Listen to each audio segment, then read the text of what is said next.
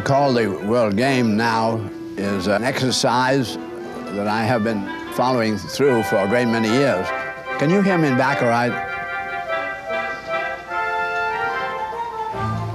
And it started with my being in the United States Navy at the time of World War I. At that time, the navies represented investment of all the science, all the chemistry, all the physics, all the mathematics known about our universe. And I was shocked that it was only going in this negative thing of killing.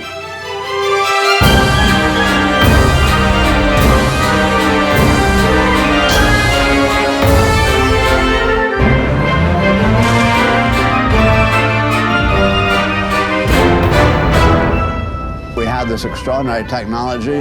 Men were not doing anything with that kind of accuracy on the land in relation to trying to make man a success. It became very quickly apparent that the fundamental raison d'etre in all of our statecraft was based on Thomas Malthus. Now, Thomas Malthus was the scientific servant of the masters of the earth at the time. He's the first economist in the history of man to receive the total vital statistics from around the spherical earth. And in 1800, he wrote his first book, which he said apparently man was reproducing himself much more rapidly in producing goods to support himself. Therefore, very sad, but man is supposed to be a failure.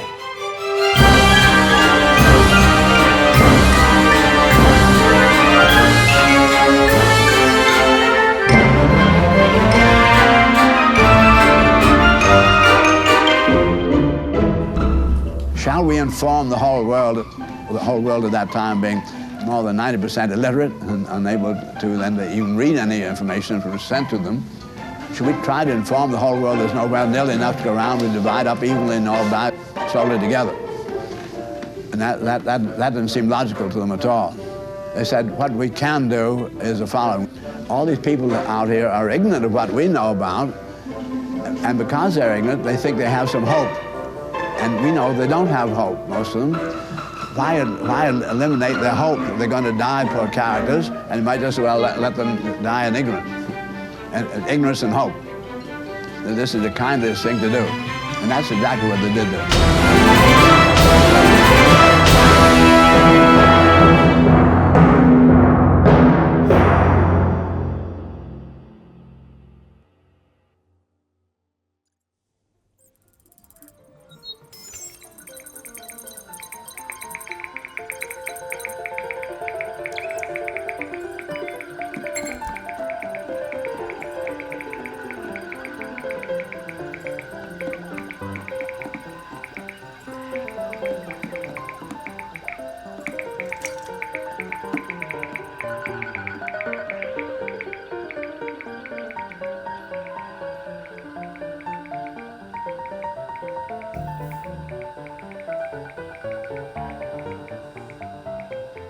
How's it going? Everything seems to be on pace. But you know, there's only so much we can be sure of since it's theoretical. Think it's gonna work? I have no idea. Hey, any word about John yet? Glad you asked. Actually, yes. John just made the evening news. And it appears Simon wants to gloat about it.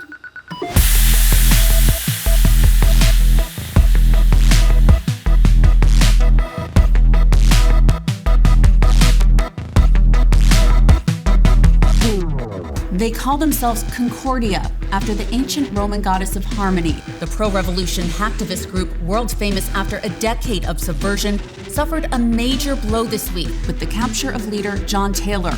Once a high-ranking military engineer, Taylor is being held in an undisclosed location by the UN's Global Security Agency. And with us to discuss is GSA Director General Simon DeVoe. Simon, thanks for being here. My pleasure. So let's step back if you don't mind. Who are these people and how have they operated with such impunity after all these years?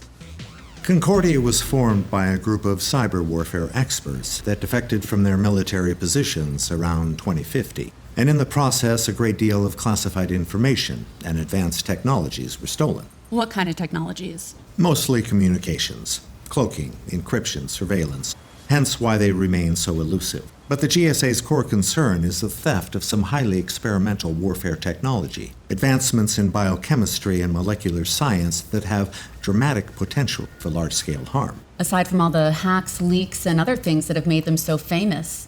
Yes, they certainly enjoy being disruptive. Disruptive indeed. Just last year, they breached the accounts of the world's richest CEOs, extracting almost $2 trillion, moving that money into virtually traceless charity donations worldwide. I tell you, the warm, fuzzy feeling I got from that one is yet to go away.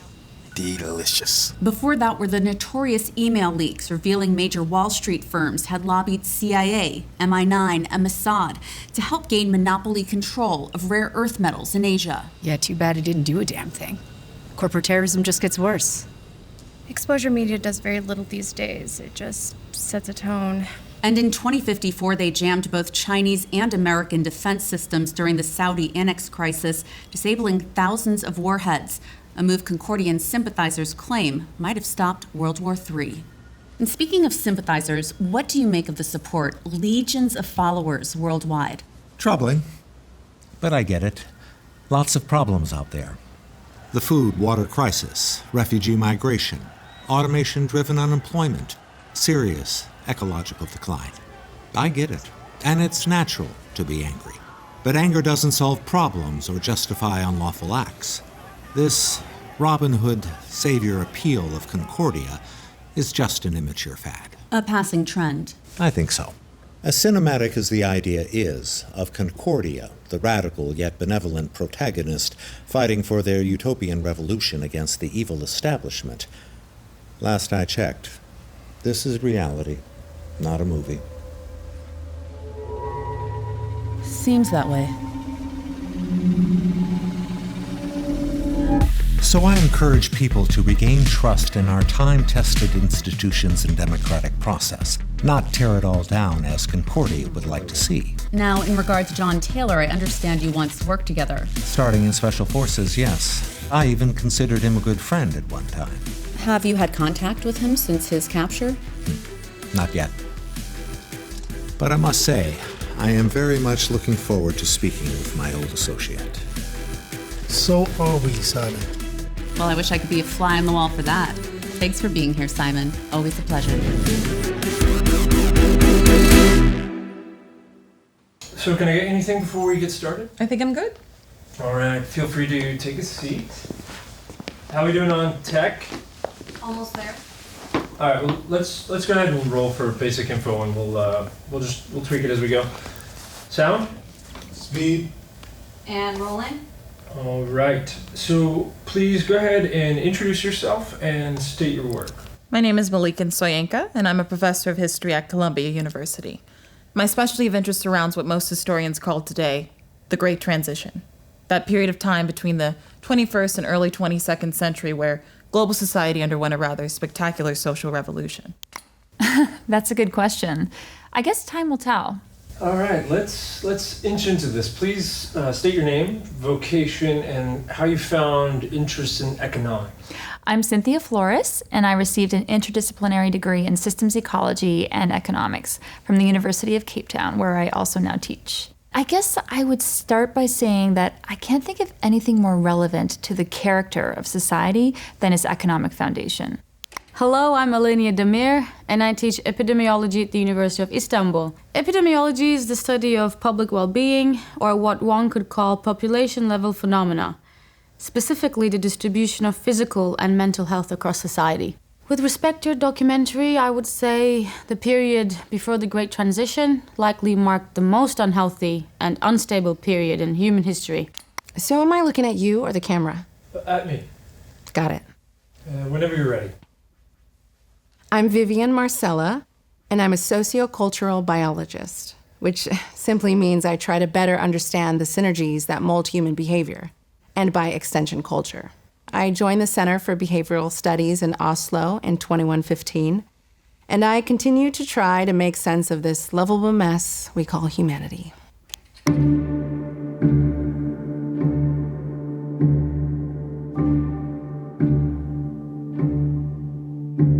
There's an exercise I often do with my first-year students. I have them research mainstream economic publications from the 16th to the 21st century, trying to find any mention of basic sustainability principles. And each year, the students come back stunned by how this period gave no priority to even the most obvious regenerative science, let alone anything related to public health. Such things were considered external to this contrived competitive game they called business. Here you had an entire global civilization powering itself through the mechanism of consuming. That's literally what drove their economy, as absurd as that sounds.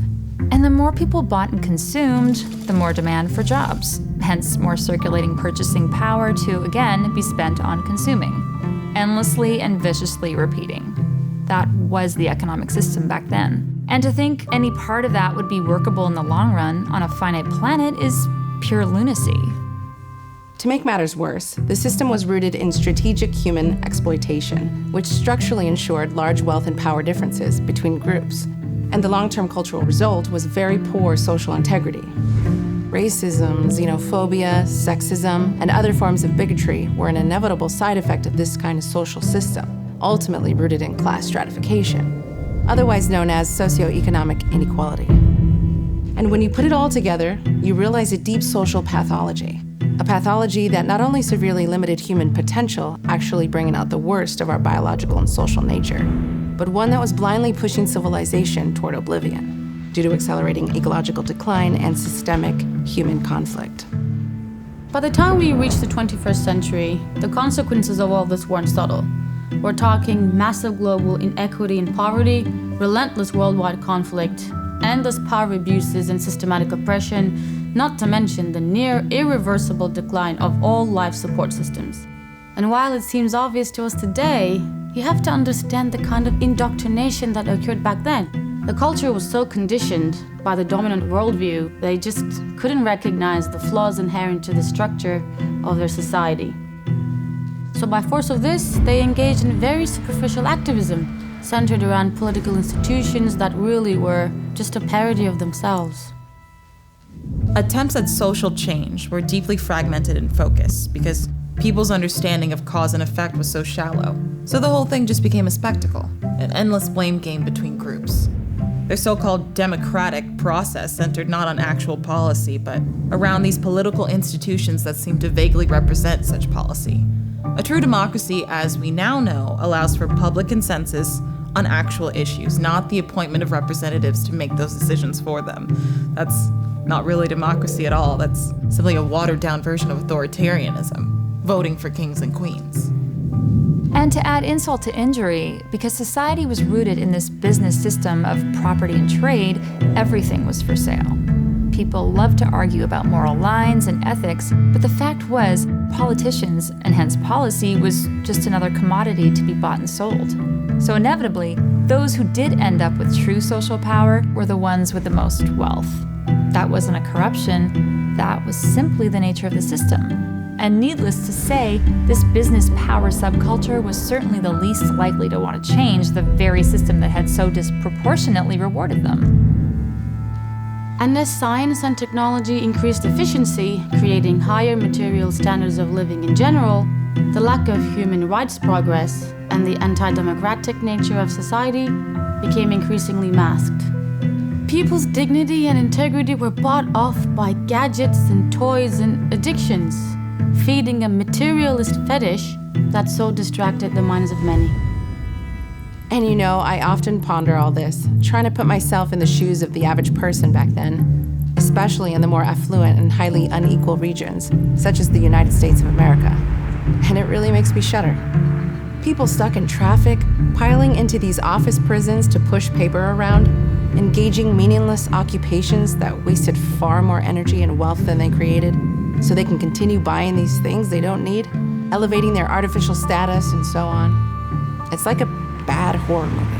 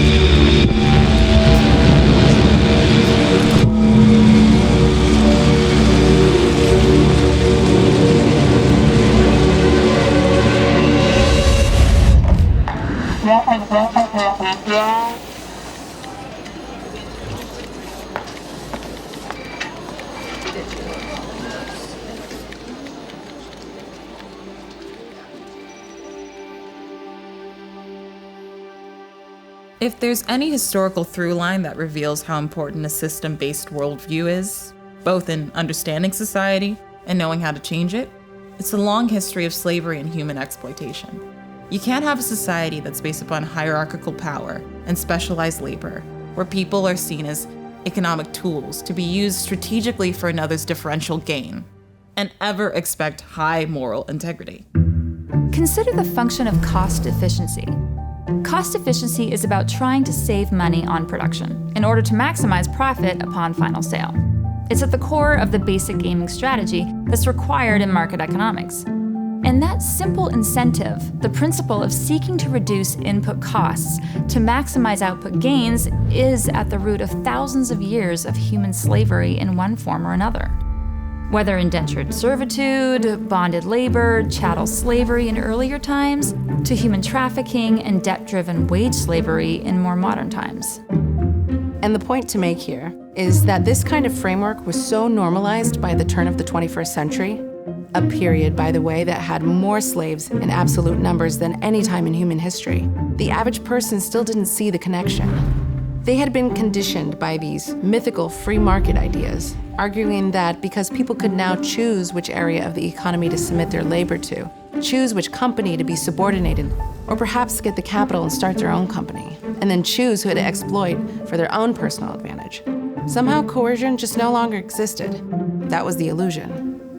And any advanced technological society that evolves not to organize in an effort to provide basic life support to its citizens, allowing them to pursue their own interests on their own terms, instead structurally forcing everyone to fight with each other for basic survival, for no defendable reason, mind you, is not a free society at all. It's a system of violence and oppression, regardless of how materially wealthy that society may appear. Now, all that said, it's important to consider how people really work.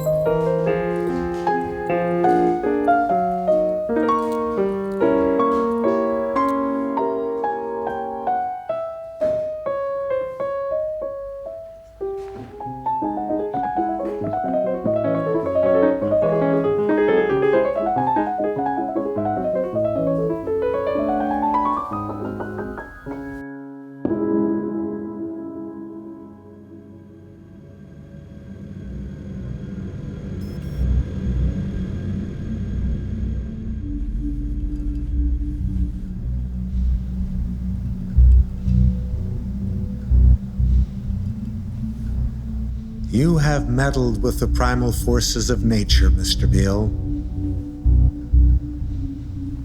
And you will atone. It's been a long time, Simon. So, the reason you're here with me and not in some vassal state being tortured is because the GSA needs your help. We're being overrun by a group of hackers, and they appear to be advancing their abilities faster than we can counter. Orion. That's right. Orion. I've been tracking them for years. Blood-eyed anarchists. They want to return civilization to the Stone Age. We figure if they continue their rate of progress, we only have a few weeks before they breach, taking control of our systems. That'd be bad. Hence our priorities. As aggravating as your little Concordia project has been, you were never this distasteful. You do realize that even if Orion is stopped, another insurgency, likely more malicious, is just around the corner, right? Your point?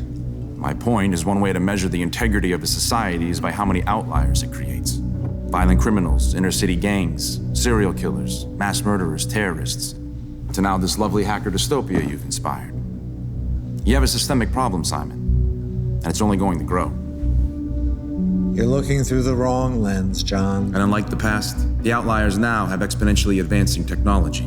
Some disgruntled kid fashioning a Molotov cocktail years ago can now create weapons of mass destruction, or in this case, weapons of mass disturbance with little more effort.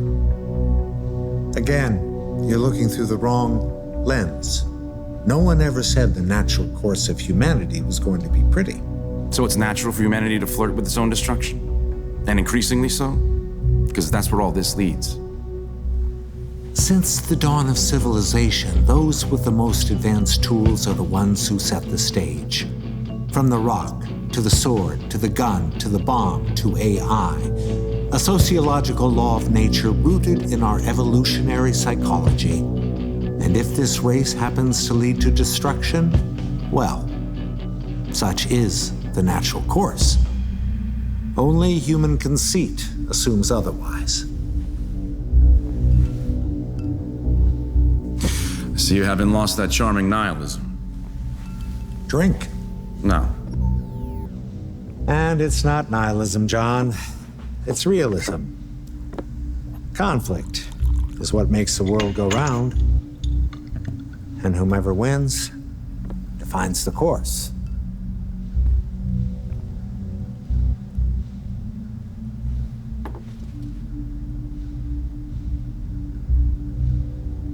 So what's the deal? The deal is you help us tame the barbarians at the gate along with anything else we ask. In return, you'll be granted a decent life here.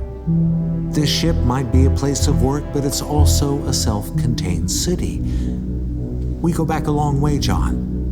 And despite our differences, I would hate to see that genius go to waste. And if I don't? You know the answer to that. Aside from this possible Orion catastrophe, which I doubt your humanist ego would allow, you'll be turned over to interrogation, and it won't be cinematic. Either way, you're not leaving this ship. Okay, Simon. But I have one condition. I want you to put an end to Program UX-83, otherwise known as the Malthusian Mandate.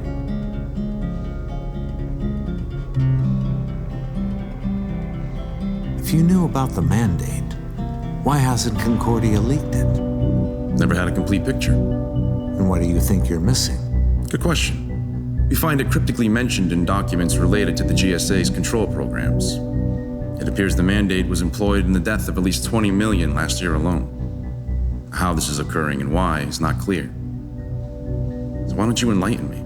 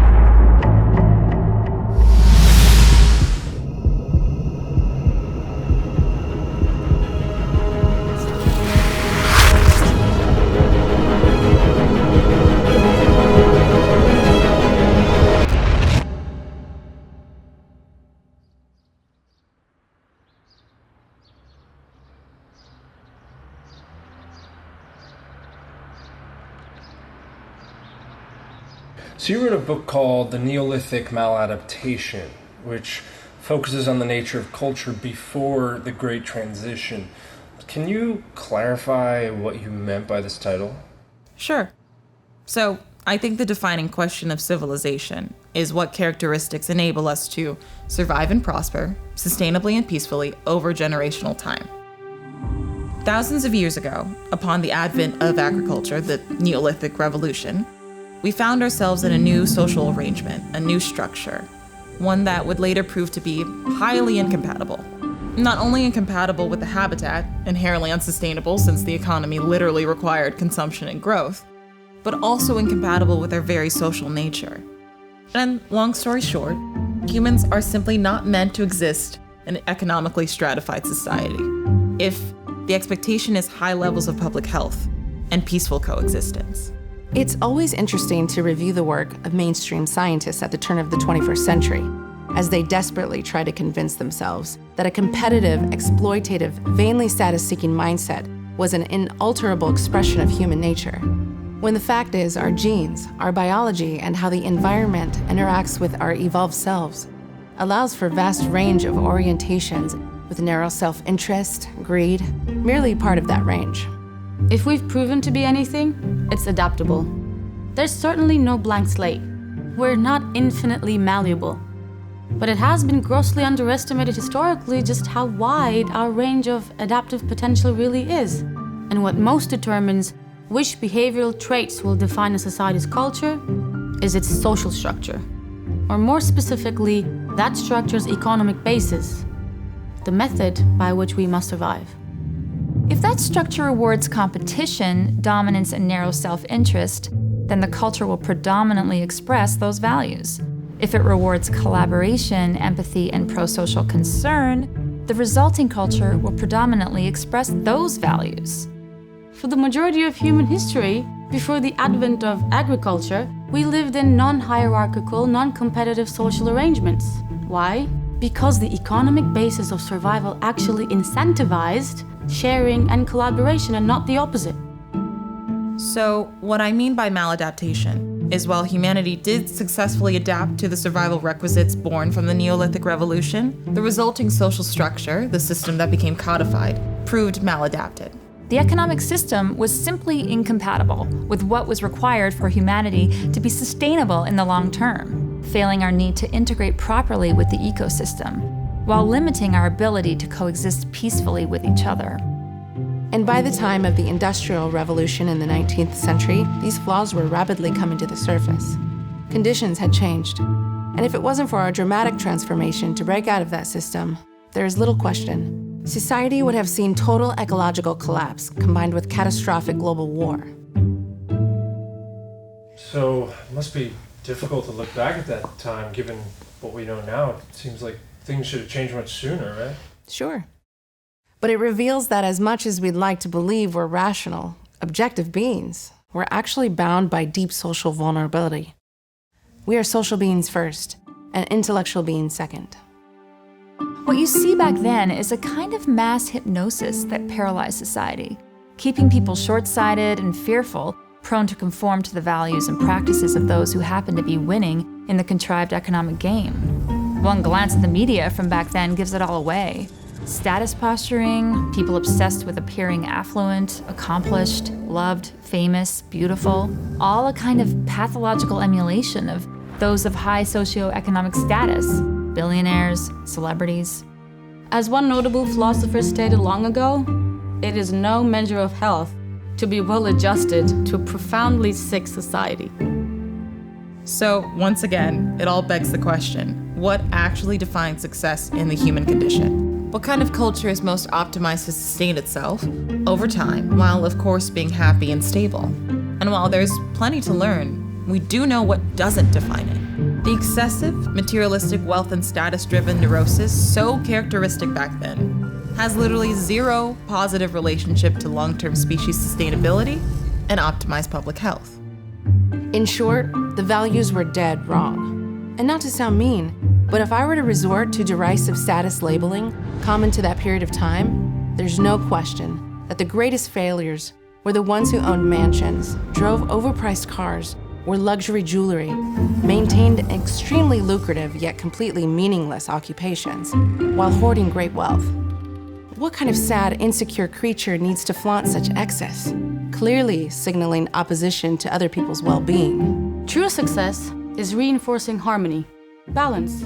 The goal is not necessarily to become something, but to find out who and what you truly are, and how you fit inside the ecosystem of nature that gave birth to you. The most successful people, the true winners, are never the ones striving for celebrity and material excess. They are the humble minimalists, valuing how they can contribute to the well-being and health of everything, realizing the world as one system. And the more they optimize that contribution, the more truly successful they actually become. When I look back on all this, I think what I find most tragic is the spiritual loss of the individual. How people were fundamentally alienated from themselves, their identities hijacked by competitive insecurity, trying to conform to some acceptable profile that would serve their advantage best. Not who they actually are, but what the system requires them to become.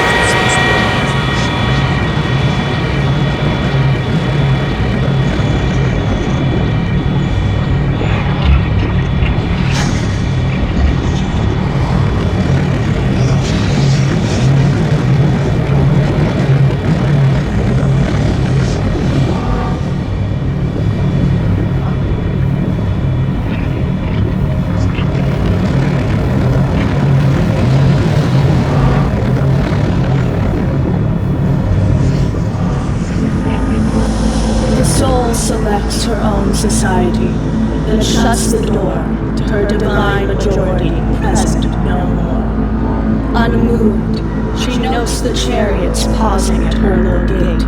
Unmoved, an emperor be kneeling upon her land. I've known her, from an ample nation, choose one, then close the valves of her attention like stone.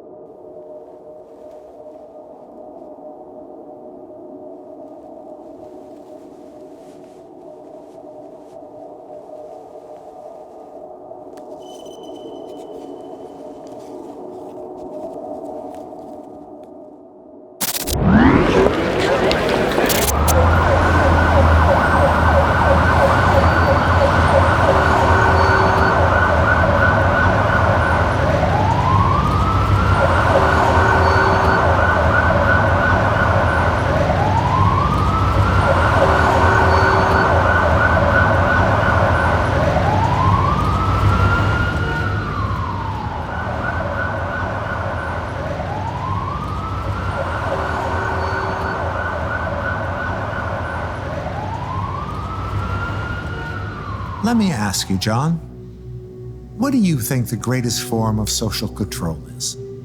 Law? Debt? Religion? And this is what to do with the Malthusian mandate? Humor me.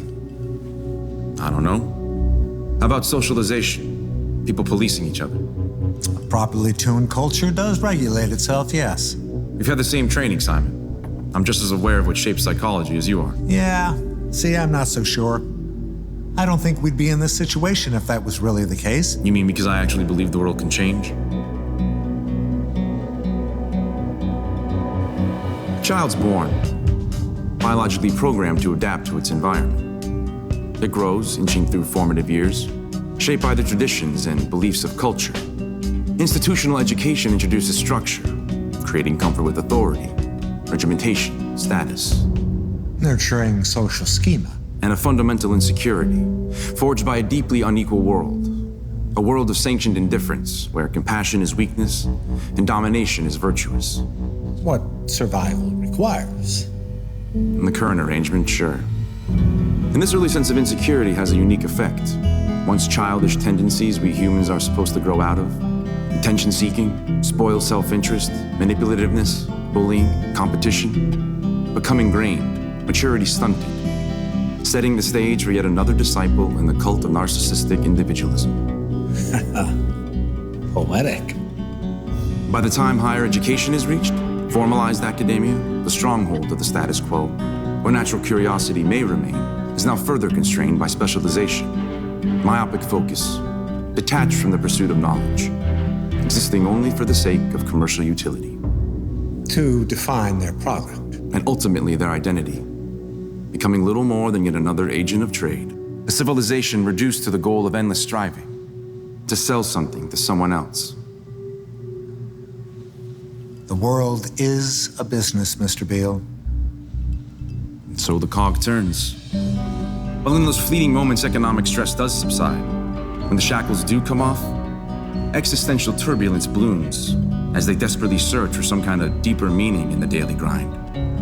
In this emotional void, this state of loss leads to pathological escapism.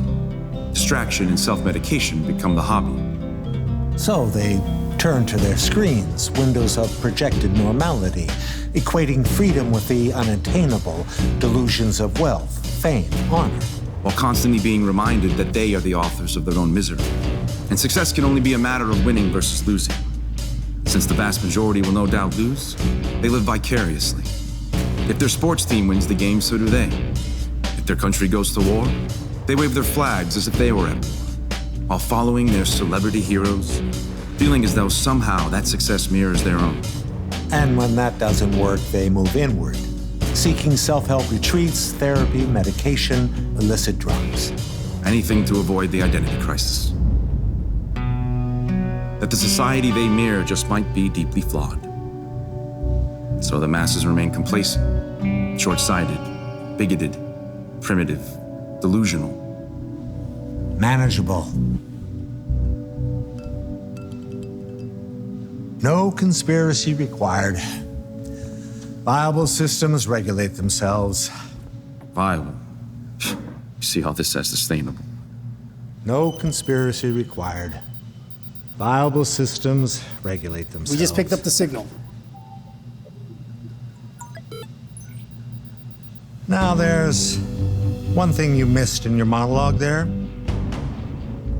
Aside from primal provocation, keeping people half-conscious, trapped in lower brain fight-or-flight mode. Aside from the cultural hegemony where people's values and envies mirror those of wealth and power, reinforcing the social order. And aside from the climate of opinion, fostered by the acclaimed intelligentsia, deciding the limits by which truth must conform. The most critical mechanism here is that of social inclusion. Nature wired us with a strong tendency to override rational thought in favor of group acceptance, part of our evolutionary fitness. And when people violate consensus, the nervous system seeks to correct the behavior with pain and fear, as there's little more psychologically damaging than social exclusion.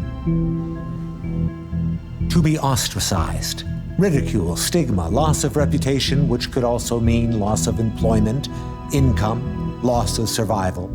Yet there's a long history of people who have moved against that tendency. A long history of very few people who inevitably turn into mere righteous symbols put on t-shirts rather than forces of revolution. So this Orion problem of yours isn't indicative of anything? Orion appears to be a fringe group of extremists with no public support. This is about normative culture. And my point, John, is that given our social nature, the stronger force here is not on the side of reason, it's on the side of inclusion and conformity. And that, my friend, is the greatest form of social control, and why the masses will never break out of its self-perpetuated oppression.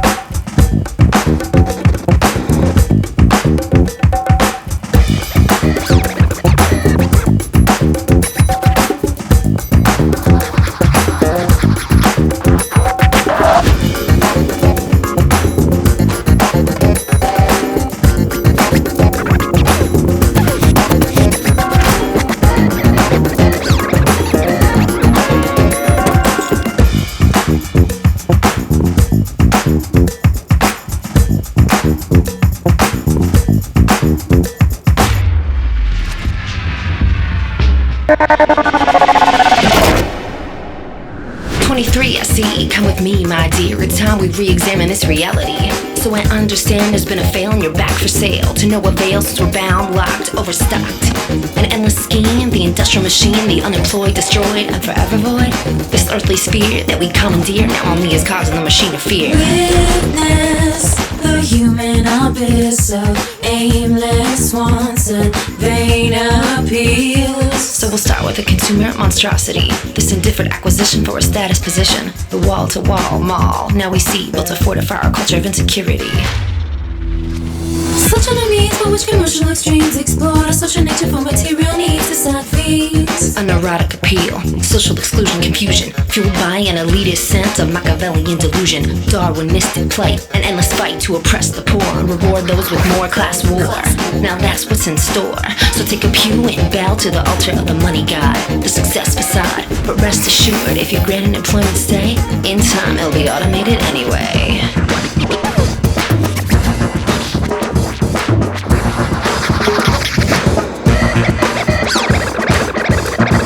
You ready? Welcome to the freak show, baby. This is what it is. You aren't more than property here, dear.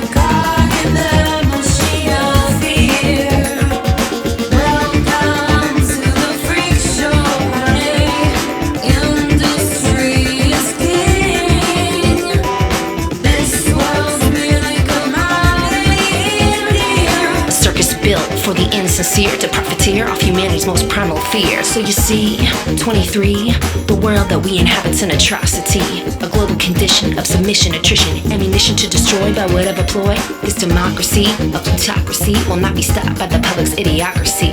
So pick a complacent face and submit yourself as an inferior race, kicking it up to the higher class that has amassed wealth beyond the brutally vast as a debt with toll mounts for all to see, the slow motion genocide known as inequality. So welcome to the freak show, honey. The society beset by the capitalist threat, and the cast is currently stocked, but we'll let you know if we need another floor to be mopped.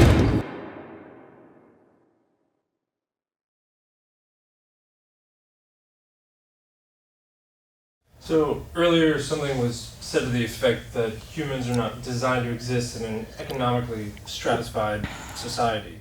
So to speak, yes. A stratified society is far more unhealthy and unstable when compared to an egalitarian one. But it seems like a pretty bold conclusion. Can you elaborate? Sure. Consider our biology, specifically the human brain. We're profoundly wired for social response. For instance, the same brain centers that react to physical pain also react to emotional pain, such as feeling rejected, excluded, or shamed. In early life, socially isolated infants not receiving proper affection will fail to produce critical growth hormones, harming development. While in adulthood, similar effects occur. For example, there were these dehumanizing institutions called prisons, and they practice solitary confinement, severe social isolation, and that practice literally caused brain damage. Now, what do these examples have in common? They are negative responses to social-related stress. And when you review the past 200 years of epidemiological study on the issue, you realize that an economically stratified society is one of the most toxically stressful conditions you could ever impose upon the human species. We've all learned about the horrors of abject poverty, a condition that affected 1 billion people at the turn of the 21st century, causing literally millions of deaths each year. But the negative effects of economic stratification aren't limited to the distinctly poor. Inequality harms just about everyone, a kind of social pollution. And the lower one finds themselves on the stratified ladder, the worse their health becomes on average. Consider a lower-class mother, working 2 jobs, in debt, can't afford a car, living paycheck to paycheck, while trying to take care of her young child. They may not be homeless, starving, or even poor by legal standards, but every day is still a battle to make ends meet. This is known as relative poverty, or more formally, low socioeconomic status. And a defining characteristic of this condition on average is high psychosocial stress, meaning stress related to social factors. This stress includes not only feelings of general insecurity, such as worrying about paying your bills, affording your child's next doctor visit, or losing your job, but also the stress of social status itself, how one feels about themselves compared to others. And while that particular aspect may seem trivial, the fact is, our brains have evolved to react in profoundly specific ways when it comes to how we think others see us. We have an acute sensitivity to our perceived social status. In other words, it's not just about the stress of endless worry and the technical difficulty of being poor that's toxic. It's equally, if not more, about the stress of feeling poor. For example, studies have shown if you take people with the same equal access to free healthcare controlling for lifestyle factors, you will still see, as you inch down the ladder of income and wealth, people's health getting progressively worse on average. The lower they are in the class hierarchy, the sicker they become. One mechanism for this is that high psychological stress leads to a state of chronic inflammation and what's called an allostatic overload. Allostasis means your body's trying to recover from something, working to return to a more balanced state, but it can't. And this causes the body and the mind to wear down rapidly. Living in relative poverty in all its day-to-day insecurity and feelings of low self-worth keeps people psychologically locked in a stressful state, ravaging mental and physical health. Consider heart disease. Low socioeconomic status creates a 50% greater chance of its development. And not just because people may have poor lifestyle habits, but due to psychosocial stress itself, which increases the hormone cortisol, damaging arteries, fostering strokes and heart attacks. Low socioeconomic status is a heart disease risk factor on its own, similar for diabetes and cancer, with far higher rates for those relatively poor. As one study put it, poverty itself is a carcinogen. And given that heart disease, diabetes, and cancer were some of the leading causes of death in that highly unequal global society of the early 21st century, these facts help explain why lifespan gaps between the rich and the poor were shockingly wide, ranging from 15 to 40 years depending on region. And then you have mental health. Low socioeconomic status fuels much higher instances of depression, anxiety disorders, schizophrenia, suicide, not to mention violence, including child abuse. The condition of poverty was found to be the leading predictor of child abuse, which is particularly troubling since such abuse often leads to adult disorders such as addictions, antisocial behavior, immune system problems, cognitive impairment. In fact, it was found that children simply living in the condition of poverty correlated to large decreases in IQ, decreased brain development, and worse overall health throughout the life cycle. Personally, I would argue that if child abuse is about negligence and harm, any society that tolerates the existence of poverty, when it has the means to end it, is a society that is fundamentally abusive to children. Now, as far as behavioral violence in general, it's no surprise the pre-transition period was saturated in it. The emotional pathogen behind most acts of violence is shame, and inequality produces shame like a finely tuned machine. Shootings, gang violence, terrorism, domestic violence, all highly correlated to inequality, like a toxic cloud hovering over civilization. The more economically unequal a society, the more violent it tended to be on average. And that goes for most everything in terms of negative public health outcomes. With higher incidences of disease, crime, obesity, infant mortality, homicides, teen birth, mental illness, poor education, conflict, domestic abuse, illiteracy, suicide, premature mortality, overall mistrust, and much more. There is no viable defense of its existence on any level, and it's certainly not representative of a fixed human nature. Humans are basically allergic to socioeconomic stratification.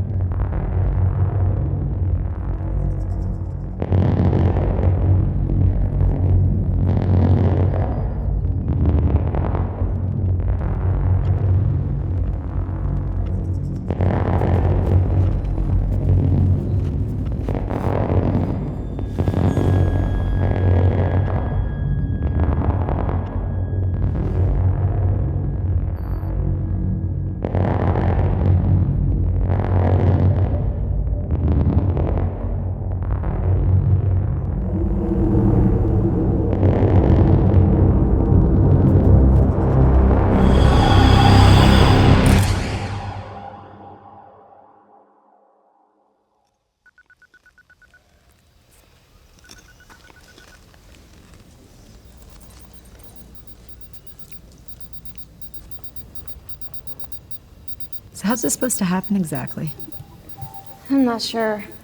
The satellite details we need are very specific. How John pulls this off is gonna be interesting. Hey, where did you get the popcorn? Oh, I don't know. It's just here. Right. Are they still in debate mode? Listen for yourself. Hope you went to college. And why the masses will never break out of its self-perpetuated oppression. Historically observable, biologically sound, and grossly exaggerated. While most may indeed be stuck in lower brain limbic system reflexes, you underestimate the prefrontal cortex, our ability to transcend primitive reactions. Whether you believe it or not, Simon, the activists of the world are slowly becoming more aware, more focused. Focused on what? The system. The origin of the social psychology that keeps those feedback loops of oppression going. So, threat to the money god? If you want to be spooky about it, sure. The money god is eventually going to be overthrown. This age-old march toward increased equality and human rights is now accelerating into new territory. In one way or another, it's eventually going to arrive at the doorstep of the economy. And then what? You seem to be suffering from a kind of amnesia, John. That moment's long past, immortalized by the failed Soviet experiment, a memory that's fostered an enduring boogeyman. Anyone today daring to suggest economic equality, which is what I assume you're getting at, as some final stage of human rights progress, will quickly be condemned as a freedom-hating socialist. Propaganda may be strong. So are the mounting problems. Problems that have no in-system solution, forcing people to think differently. Such as? How about the collective insult that 1% of the world's population now owns 80% of the wealth? Or more importantly, that every life support system continues to be in decline, with now millions dislocated. Famines, wars, growing poverty. People will eventually realize the economic mechanisms behind this, further opening the gate. Same for technological unemployment. Half of all jobs have already been automated. And while nations have compensated by giving basic income, the system contradiction is still clear. What happens when people realize this welfare program is really just an excuse to keep the labor system in place? Hence keeping the ruling class in place. You assume too much, John. 3/4 of the people on that planet believe in supernatural beings that live in the sky, affecting their lives. You're projecting your rare intelligence upon a sea of glorified savages. And if you think the activist community has anything in their toolkit to even approach system-level change, you're not paying attention to their ignorance. You mean the spectacle? People piling into free speech zones, holding up signs, yelling at buildings, ranting on social media, creating political art, poetry, writing books, making movies. I agree, it's mostly catharsis. It's a pressure release valve, easing periodic tension, making people feel like they're actually doing something. Aside, of course, from helping the economy, the anti-establishment market has been increasingly profitable. Yes, the anger dollar. If only such outrage could be packaged and traded on Wall Street, right? And then social change might have a chance.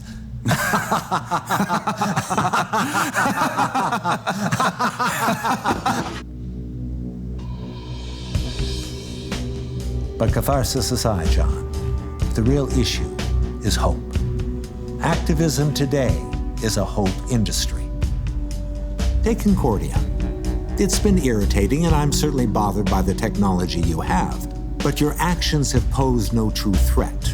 What you do is give your millions of fans hope, and hope is a drug that subdues. So the long history of rights progress is meaningless? The abolition of slavery, women's liberation, child labor laws, unions, indigenous restitution, global decrees, LGBTQ equality, disability acts? All adaptations and accommodations. No threat to the system itself. Take abject slavery. The origins are clear. It was never about racism. It was about economic exploitation. Hence, business as usual. And yet, racism took the heat. The system connection goes unrecognized. Limits of debate. People have been conditioned to seek moral causes rather than structural ones. Which is exactly my point. They don't have the vocabulary. Nothing in their experience offers it. The average person engages 6 hours of media a day. Much of that news constantly reinforcing the status quo. I'm glad you brought that up. News is a business. And do you think that any for-profit institution is ever going to tolerate ideas that move against how it survives? The odds are stacked, John. The system protects itself on every level, almost as if it were a living organism. But, for argument's sake, let's assume a formidable movement existed, a united front to change the social structure. Then what? Does it play out on the stage of political theater, a stage owned and operated by business power? Part of the awakening. People are realizing their elected officials are structurally corrupted by default, regardless of intent. Approaches will shift. To what? Insurrection? Violence? Overthrow?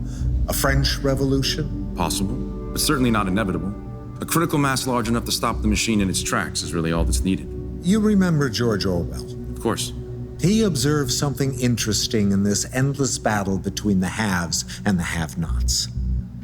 If it's true, as you say, the masses are beginning to understand the system, building force against it, you should also recognize that there's a natural counter-movement, the system defending itself once again. And every threat to its integrity, what you see as progress, will be twisted around and presented to the public as an attack on their way of life.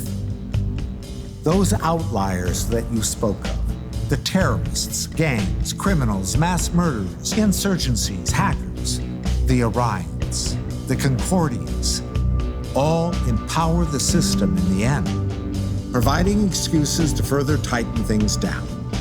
More police, more prisons, more laws, more bombs, more surveillance, more control. Again, no conspiracy required. It's the masses themselves that push for this, willfully exchanging their freedom for security, so they can comfortably return to their workstations and continue pulling levers on the machine, just as the money god ordained.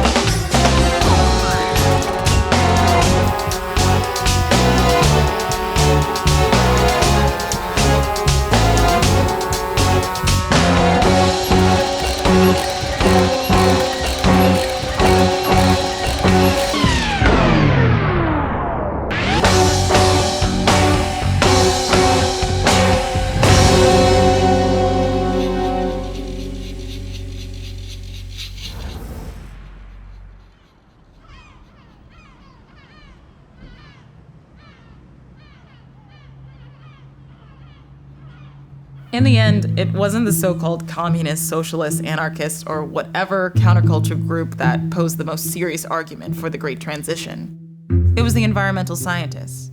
One could debate the ins and outs of morality, public health, and human rights. But if the habitat goes, all that becomes moot. And at the turn of the 21st century, our ecological negligence was pretty embarrassing. With great inefficiency, we were using far more resources each year than the planet produced, had destroyed vast realms of biodiversity, polluted the air, the soil, the water, not only destabilizing the entire global ecosystem, but by extension, society itself. The most common question I get when teaching this history is, how is it even possible things could get so bad? How could everyone just keep blindly pulling levers on that destructive economic machine and not see what was happening? And it comes down to a kind of faith-based conditioning, a religious pathology taking the form of mass economic behavior. The doctrine was that of universal scarcity. People had been taught to believe that at no time, under no circumstance, can economic balance exist. The very idea an economy could be organized to efficiently provide for everyone, while also being in balance with the habitat, was a sacrilegious taboo. The cult of scarcity and consumption wasn't having it. They considered it utopian thinking, supporting the myth that people had infinite wants and were acquisitively insatiable. Hence, the poor had to exist, and if anything was a problem, it must be population, not the system. That was the prevailing dogma. There must be too many people. You can't have ecological balance in a system that requires constant consumer activity to work. It's one thing to consume based on need, it's another to consume because the system demands it. And the market system of economics needed constant turnover of goods to keep and create jobs, providing workers, which of course were also consumers, with income, to spend back into the system, endlessly repeating the cycle of cyclical consumption. If it didn't repeat fast enough or slowed, the economy contracted. Purchasing power wasn't circulating, and the society proceeded to shut down. A very unique historical moment occurred in the early 20th century, when it was realized that technology was now creating a goods surplus, and great confusion ensued. The problem was this newfound productive efficiency was not being met by people buying more stuff. So two competing perspectives emerged. On one side, you had idealists envisioning a new era. If we can produce an overall goods surplus, why not lower the costs of goods, respectively, reducing work hours and increase pay in proportion? So you could now have, say, a person working only 2 days a week without losing their standard of living, since the market value of labor and goods adjusted to compensate for the increased efficiency. This logic makes perfect sense when it comes to the basic principle of supply and demand. Suddenly people have more free time, not buried in debt. They can enrich their social life, family life, and pursue the things that have true meaning. Well, that's not the way it played out, nor would it ever. Which brings us to the system-level perspective, since the system itself simply isn't designed inherently for steady state equilibrium.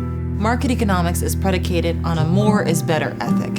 To be competitive in the quest for market share, that's what's incentivized. More growth, more sales, more employees, more capital accumulation, more profit, constant expansion. So what happened was to be expected, fortifying a new industry, commercial advertising. What was once a simple media service notifying people of new goods they may need turned into a powerful form of manipulative propaganda.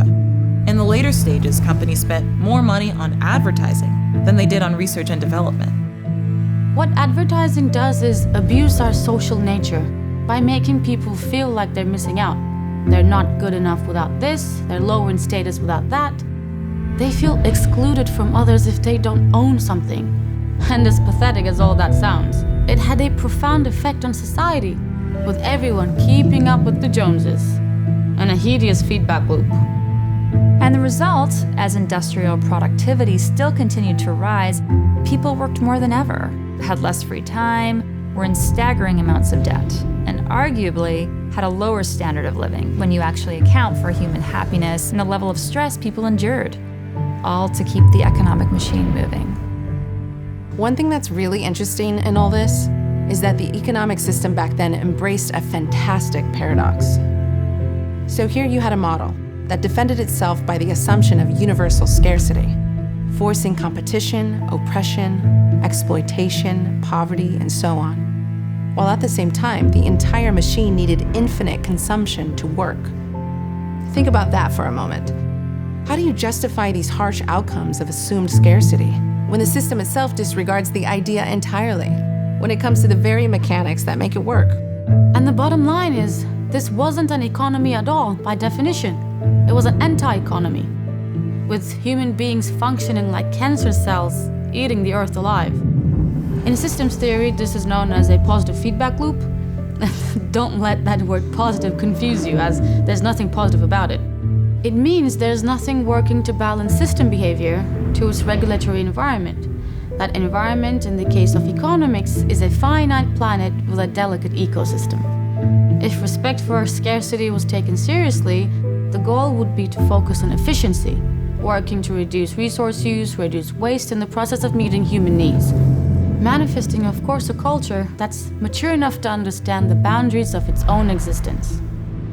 Truly positive economic metrics are the opposite of what was sought back then. Degrowth, so to speak, would be the goal. Doing more with less and needing less. People would go on TV to give an economic report and say something like, "Great metrics for the economy this month. We reduced our use of energy and raw materials by another 3%, lowering sales once again with less need for human employment, increasing overall efficiency by a factor of 2. We continue to be in homeostatic balance with the planet for yet another year, and humanity has more free time than ever." Here's Tom with the weather. Well, it's clear skies across the hemispheres. The Amazon rainforest isn't on fire. We aren't clogging the atmosphere with CO2, and we haven't seen swarms of refugees cascading across continents in search of food for some time. And the fog of billionaire douchebaggery seems to have cleared a bit. We do expect some precipitation, adding to our already abundant fresh water supply, further improving topsoil, while global abundance measures has everyone sitting pretty for the foreseeable future. Yeah, you would never hear anything like that. Instead, the opposite. Some dickhead PhD Ivy League market economist religious fanatic who literally has no clue what the word economy even means would come on and say, "Quarterly earnings were down last month in most sectors as GDP slows. We're seeing an increase in unemployment due to the contraction, but hopefully the coming Christmas season will spark new consumer demand, while it's anticipated that the central bank will lower interest rates and buy more bonds to increase liquidity to ease the credit crunch. Hopefully, this will improve consumer confidence, inspiring investors to reallocate capital into da-da-da-da-da-da-da." Translated, this means we need you people to take on more loans, go into more debt, to buy more things, to create more jobs, so we can sell more things and use more of the Earth's resources. If we're lucky, industry will improve on shortening good lifespans through planned obsolescence, make things impossible to repair. Hopefully more single-use goods will become the norm, so people can buy and throw away at an ever-increasing rate, keeping this shit show going.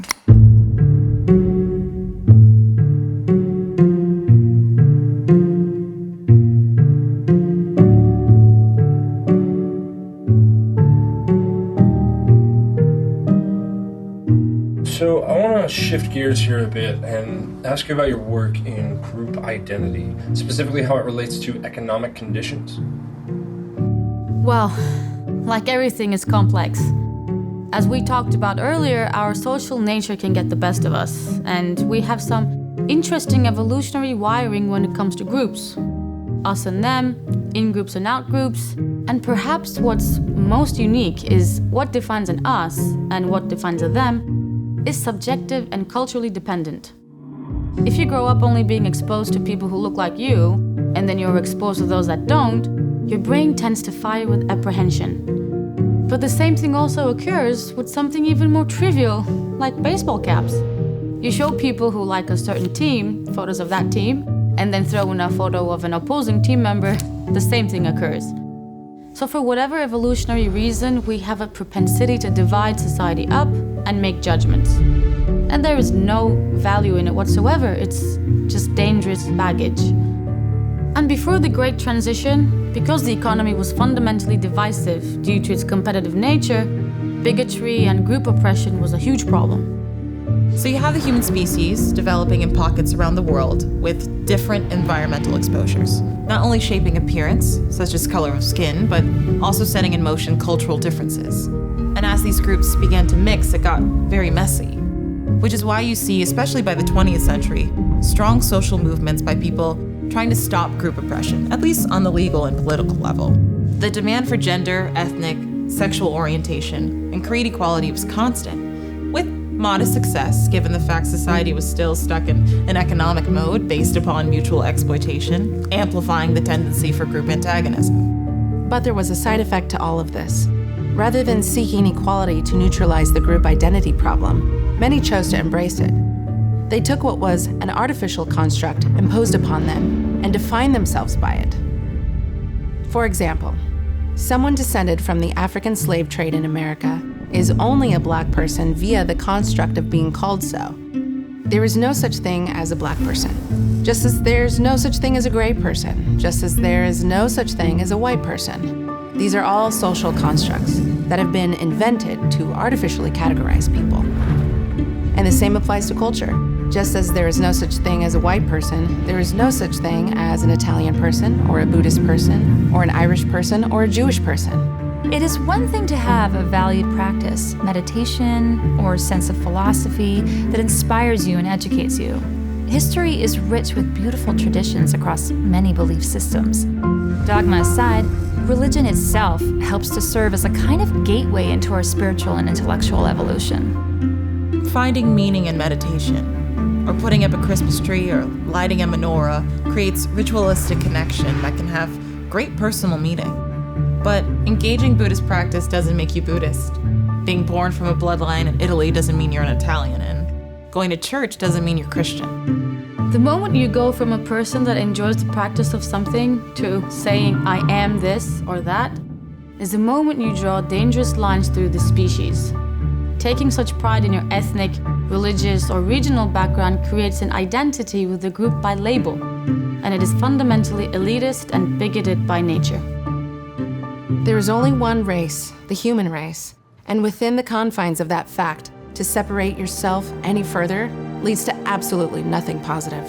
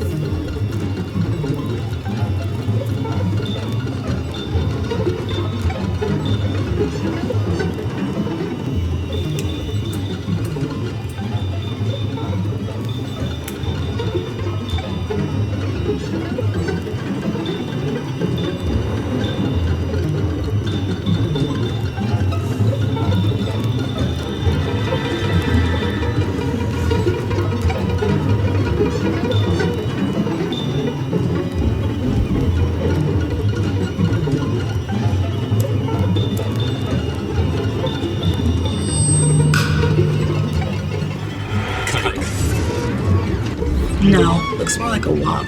Yeah, greaseball Dago to be sure. Just another Eurotrash wetback. Cracker Guinea freeloader.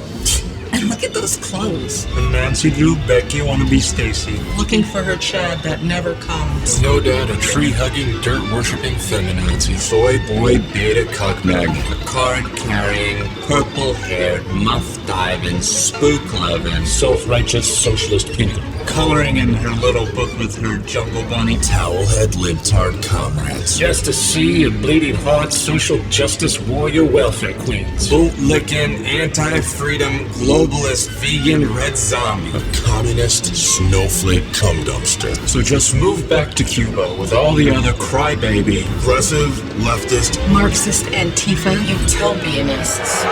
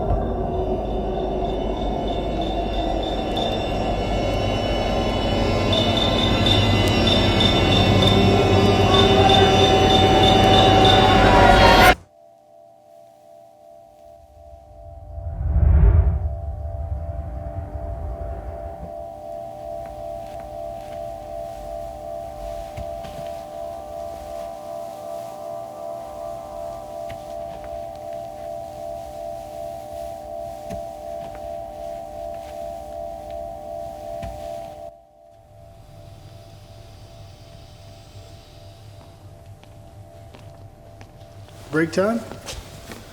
Yeah, I need to zone out for a bit.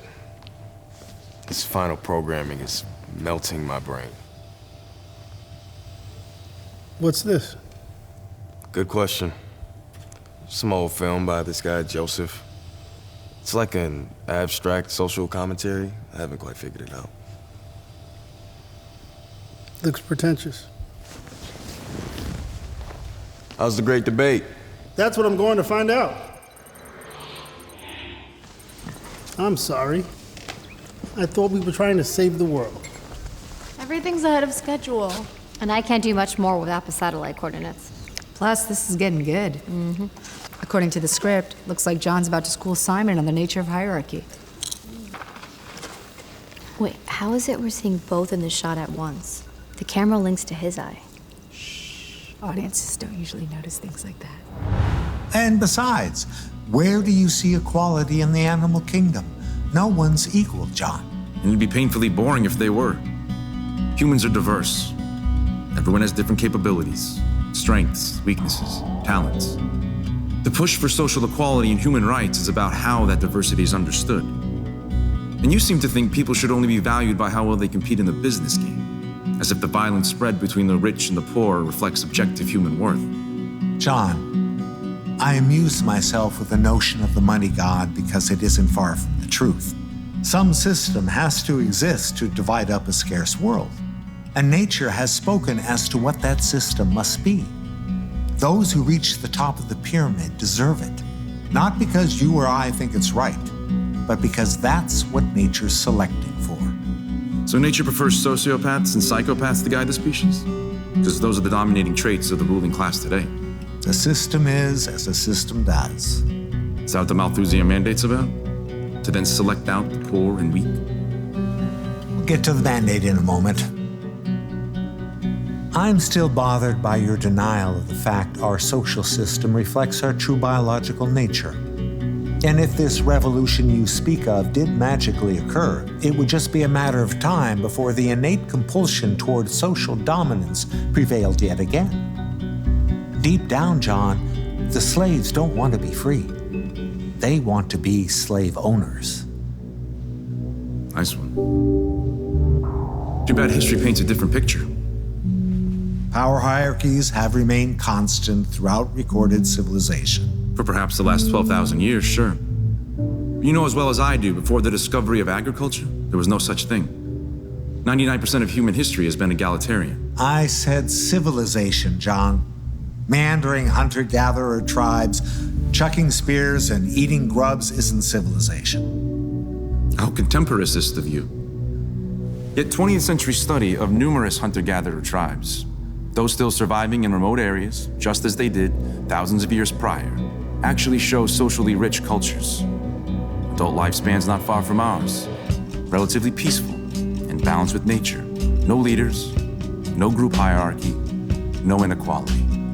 To argue today's society is somehow more civilized is dubious at best.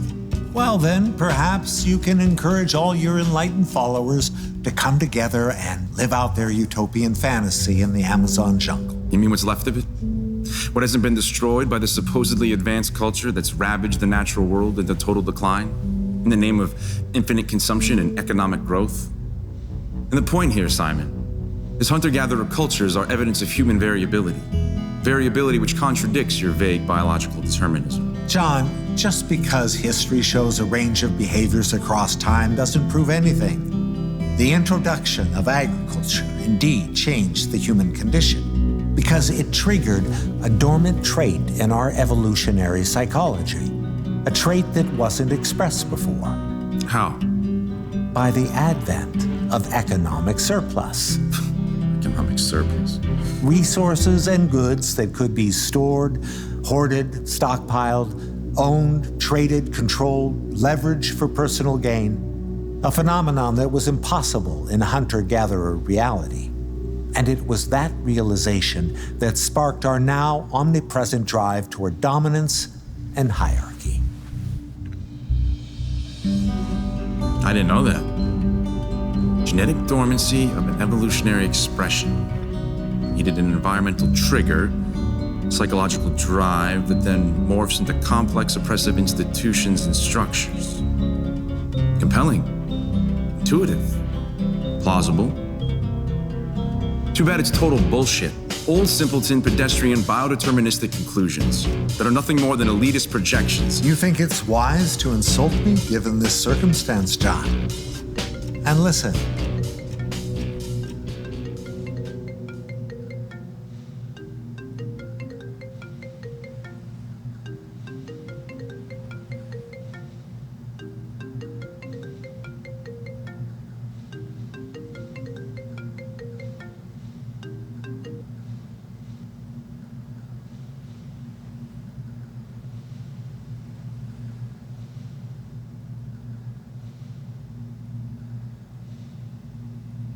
Agriculture did change everything, but not because of some once dormant psychological drive magically triggered by economic surplus. It was about what such a society technically required, dramatically shifting incentives and the very nature of human relationships. Think about it. First, you need the proper land, water, the right conditions to farm, then creating settlements around those fruitful areas as opposed to foraging. And since land quality varies, some settlements will prosper due to their geography, and some will falter. So what happens when a group finds itself with failed crops and no way to survive the winter? They may trade with other groups, building out what we call a market today, giving way to the idea of property, and so on. Or if they have nothing to trade, desperate, they may invade. They may steal, compete, establishing the need for protection, laws, armies, the state institution itself. At the same time, people begin to notice the imbalance and power of this new propertied reality, rationalizing the hoarding of wealth for the sake of future security. Hence the birth of inequity, poverty, socioeconomic class. Simon, every major structural aspect of society today, from ownership to trade, to nation states, to institutional warfare, to the competitive ethic, to vast economic inequality and power hierarchy, was predictable. Snowballing ever since. So, your theory is if you change the structure of society, you change the human condition? There's no going back, John. No one's going back. We're going forward. Humanity has been trapped in this immature stage for too long. Not to mention the sickness manifest by this endless striving towards social status is palpable. Children, when who ask what they want to be when they grow up, say, rich and famous. How the most wealthy nations, those beacons of supposed success, are by far the most mentally ill. People don't know who they are, where they're going, or what they're doing, lost in a perversion of social image, a spectacle that no longer has any relationship to anything real.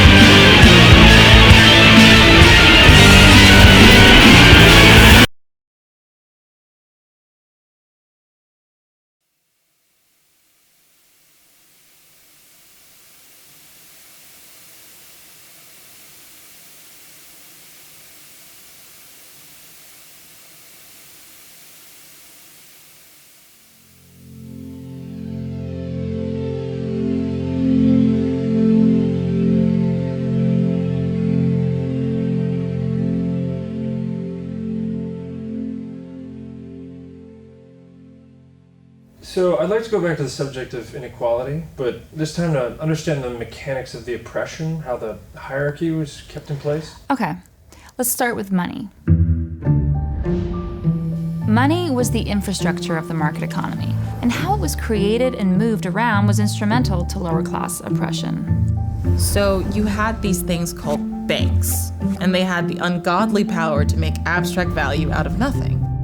If a person needed money for a home, or car, or business, they went to their local bank and applied for a loan. And if approved, the person signed a contract, binding them to return that loaned money at a future date.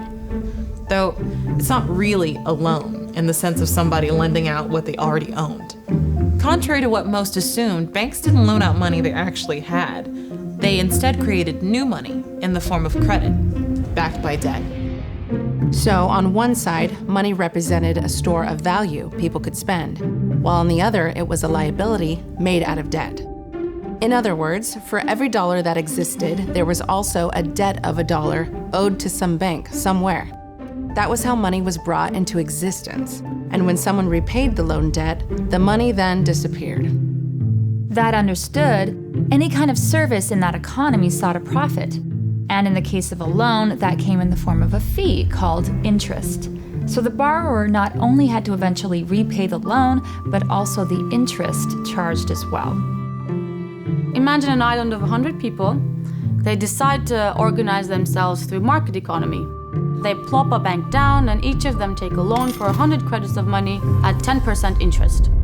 So they all now have 10,000 credits total in their money supply. And they begin to work and exchange, creating economic activity. When the time comes to pay back the loan, they realize they owe not only the 100 credits, but the 10% interest, so 110 credits. Same for the whole society. In total, everyone on the island now owes the bank 11,000 credits. But yet, only 10,000 actually exists in the money supply. There is now more debt owed than money in existence, due to the interest charged. So 3 things can happen. 1, those short can take on more loans to temporarily cover the old ones, postponing the problem. 2, people could ramp up competitive trade, increasing economic activity to try to get enough from others to cover the debt, displacing the debt responsibility like a game of musical chairs. Or 3, the bank comes in and takes real property to compensate for the outstanding debt, which is inevitably what happens somewhere down the line anyway. Wait, that can't be right. That would just be a system of organized theft. Yes. Banks were vehicles of creation on one side, and a system of organized theft and class oppression on the other.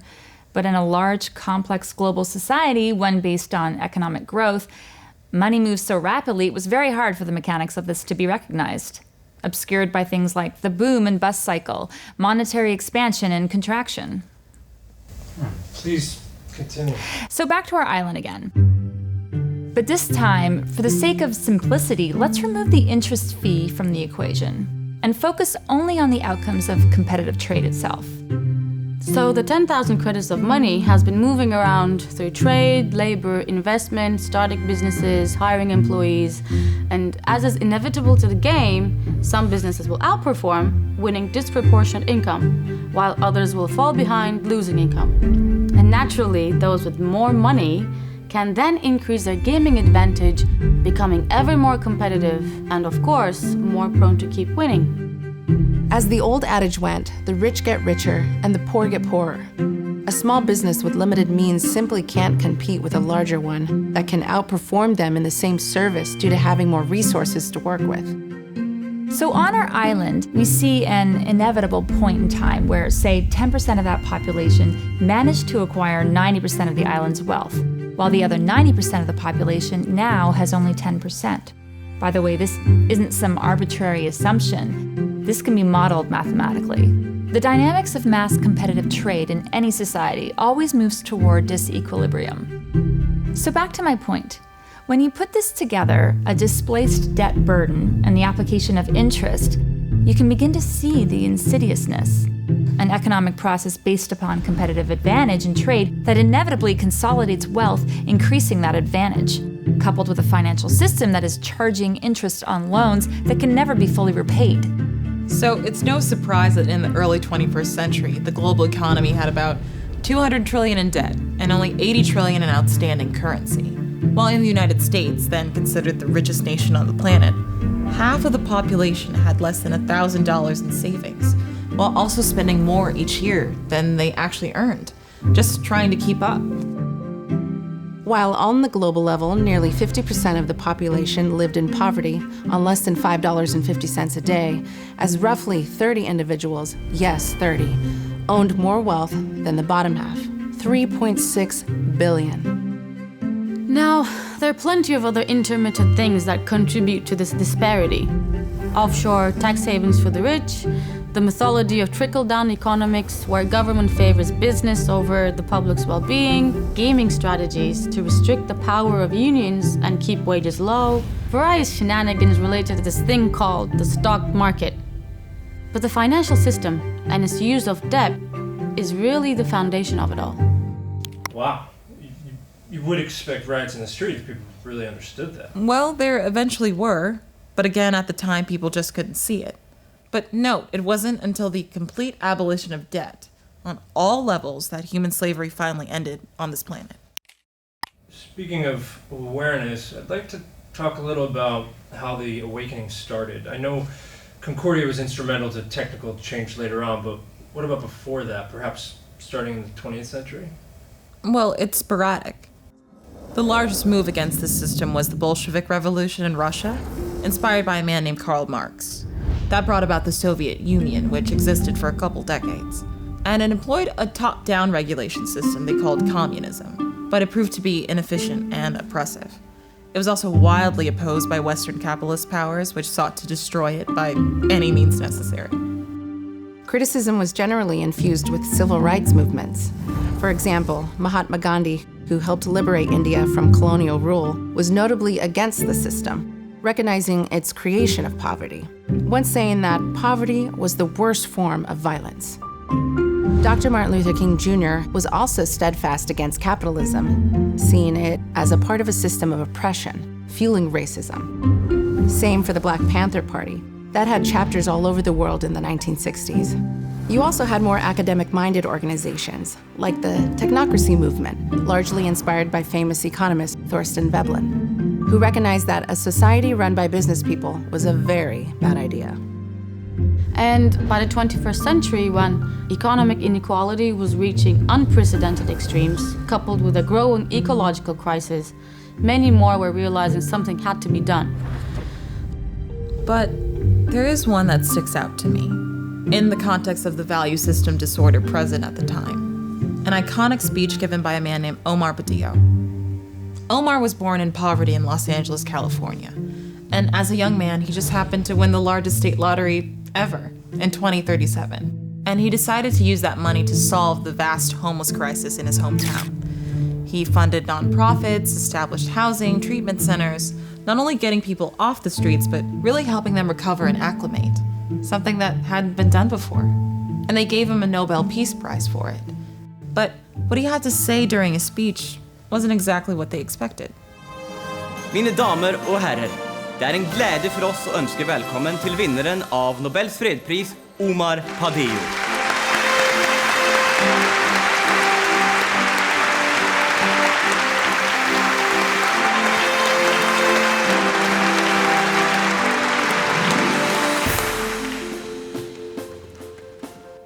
Thank you. And while I'm happy for those we have helped over the past few years, taking about 75,000 homeless off the Los Angeles streets, I must say that the problem at hand runs much deeper than the poverty we see around us. When I created this program, focusing on just this one regional crisis, my long-term hope was that it would set a new precedent, that those who disproportionately benefit in this world would be inspired, step up, and help take responsibility for the plight of the less fortunate. After all, what I have done here is merely a patch that can only help a few. For the true source of poverty, our social system, continues to go unaddressed. We live in a world of stories and myths, and we've been told that the vast inequities that we see is the price we must pay for innovation and progress. Well, innovation to what end? And how do we define this notion of progress? For if progress is about how much one can own, the availability of jobs, the state of a nation's GDP, the rise of the stock market, or the development of some gadget to entertain and distract you, then we face a serious existential crisis. I submit that true progress can only be measured in the health, stability, integrity, and responsible freedom of a civilization, responsible to ourselves, responsible to each other, and responsible to the earthly habitat we all share. And by those measures, my friends, there is now little progress to be found, as we all sit idly by, presupposing that the way society works is the only way it ever could. That said, if it's true that we must persist in this inhumane economic order, an order that has proven it can only create affluence for a minority at the cost of destitution for the majority, then our only choice is to seek a new level of humanitarian effort. Today, 3 people have more wealth than the bottom 75% of the world's population. 6 billion people. The total wealth of the 4,000 billionaires out there have the means to end global poverty 100 times over. And yet, if you study their philanthropy, it is clear that they are far more concerned with their own interests, their own comforts, than working to counter this ongoing structural violence. You see, there's a deeper kind of poverty here. A spiritual poverty. A poverty that grows a culture of sociopaths, and the more they have, the more they want, and the less they seem to care otherwise. Moral bankruptcy, hiding behind this age-old story that one can have $1 billion in the bank while others starve, is somehow natural to the human condition. In a number of months, my program will end, as the funds will be gone. And to date, not one wealthy so-called philanthropist has offered to help keep the program running. Now I know this event is about peace, but it must be understood that the wealthy of this world, those at the root of true political power, are sick. Their priorities have nothing to do with true progress, and the time for tolerance is over. The billionaires of this world are not symbols of success. They are symbols of violence.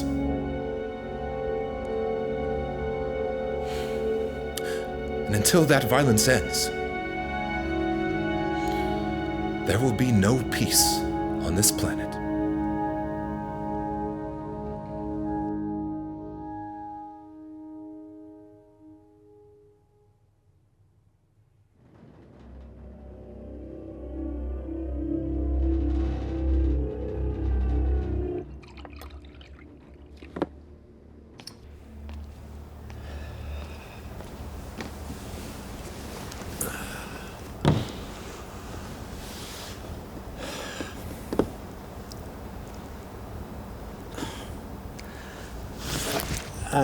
I'm sorry, Peter. Can we cut? Cut! What's going on, Greg? Well, it's this opening section. I'm still not getting it.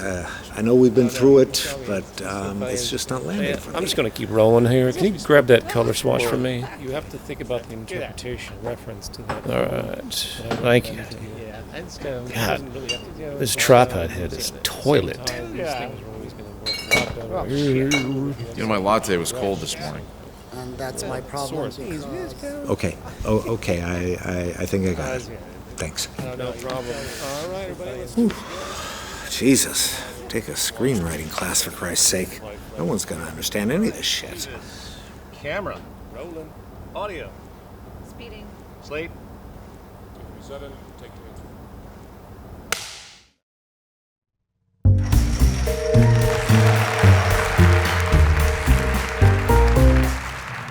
What if I told you, John, what many see as problems in the world are actually solutions in transition?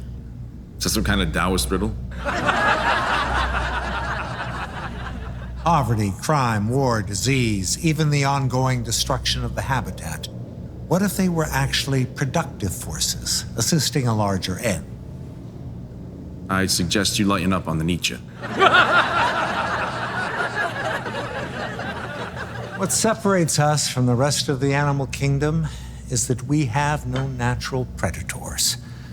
Nothing out there to snatch us up for an afternoon snack. We're also uniquely aware of our own mortality and fight it. With hospitals, medicine, inoculations, little stopping us from reproducing to the very limit of our host. At least not externally. Evolution had to do something a bit different with us. So, instead, we are our own predators. Predator and prey in one. How convenient. Which explains not only why humans murder each other at a rate unparalleled by any other species, but also why we've generated a social structure that by systemic force further ensures a consistent rate of premature mortality. You mean structural violence? Embedded into the very design of civilization itself. So that is what the Malthusian mandate does. Regulate how to kill off the weak. No. The mandate isn't a policy of action, it's a policy of inaction. A commitment not to interfere with the natural course of the system. So the invisible hand of the market has a machete.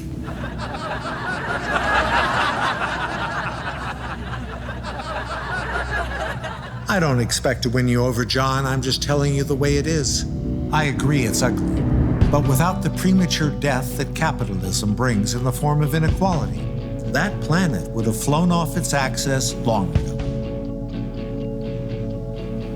As you know, the Industrial Revolution set in motion population growth that was hyperbolic. And out of the 70 million who now die each year, 30 million do so because of unequal conditions. So 40% of all global deaths are structurally inflicted. You know there's a word for that, son. Oh, don't be dramatic. Again, this is system-level behavior, John, not some nefarious conspiracy. You want to know what the population would be if this wasn't the case.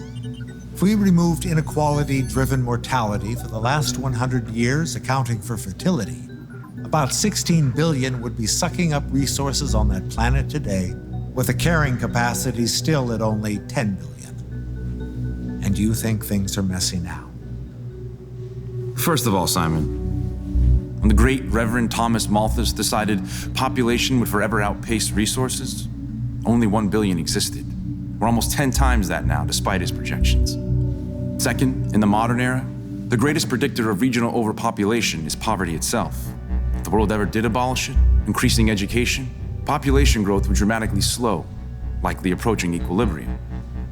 Your 16 billion number doesn't account for that. And third, you're completely disregarding what the Fullerian study proved long ago, a study sanctioned by your own department. The Fullerian study was purely theoretical, John. A model only possible if humans magically conform to strict sustainability and efficiency principles. It required a completely egalitarian structure without money and markets. A fantasy, given once again the reality of human nature. Fantasy or not, the study was clear. Not only can the Earth hold upwards of 30 billion, it can do so with each having a standard of living equivalent to today's upper middle class. Yeah, again assuming equal distribution, which is absurd. Humans have infinite wants. No, they don't. Infinite wants is a value disorder, inspired by an economy that needs infinite consumption to work. People are just as prone to be minimalist as they are materialist. It comes down to the social condition. Today, if people didn't have highly acquisitive values, the entire economy would collapse. Fine. Believe what you will, John. It's all moot anyway. You asked me what the Malthusian mandate was, and I'm telling you. Whether you like it or not, this is the reality of things today.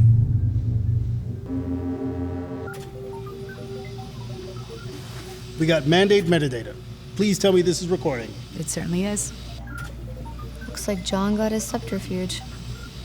So how's this organized then? Tracking demographics and mechanism? We are. As you'll notice, conditions related to absolute poverty in the third world countries account for about 40% of all premature deaths. And I see you're also tracking poverty-related illness and violence in the industrialized nations. with heart disease, cancer, and diabetes remaining at the top, while suicide, inner-city gang warfare, and drug overdoses coming a close second. What about deep systemic relationships? Lack of education, childhood stress? Correlated as well. Actually, very consistent. Regional cycles of deprivation are like clockwork. Poor families continue to produce more poor families, even in the richest states. And the mechanisms? Standard class war stuff. Only difference now is the ecological and climate crisis, which has rapidly increased mortality in poverty-stricken desert and coastal regions. But the same story otherwise. The rich get richer with disproportional opportunity and capital. The political establishment favors business and wealthy interests over social support programs. And the banking system keeps a solid stranglehold on social mobility by saturating the lower class in insurmountable debt. Same on the global level. Through international finance institutions, structural adjustments, austerity, sanctions. In fact, the financial system is really the glue that holds all this together, keeping constant downward pressure on the impecunious masses.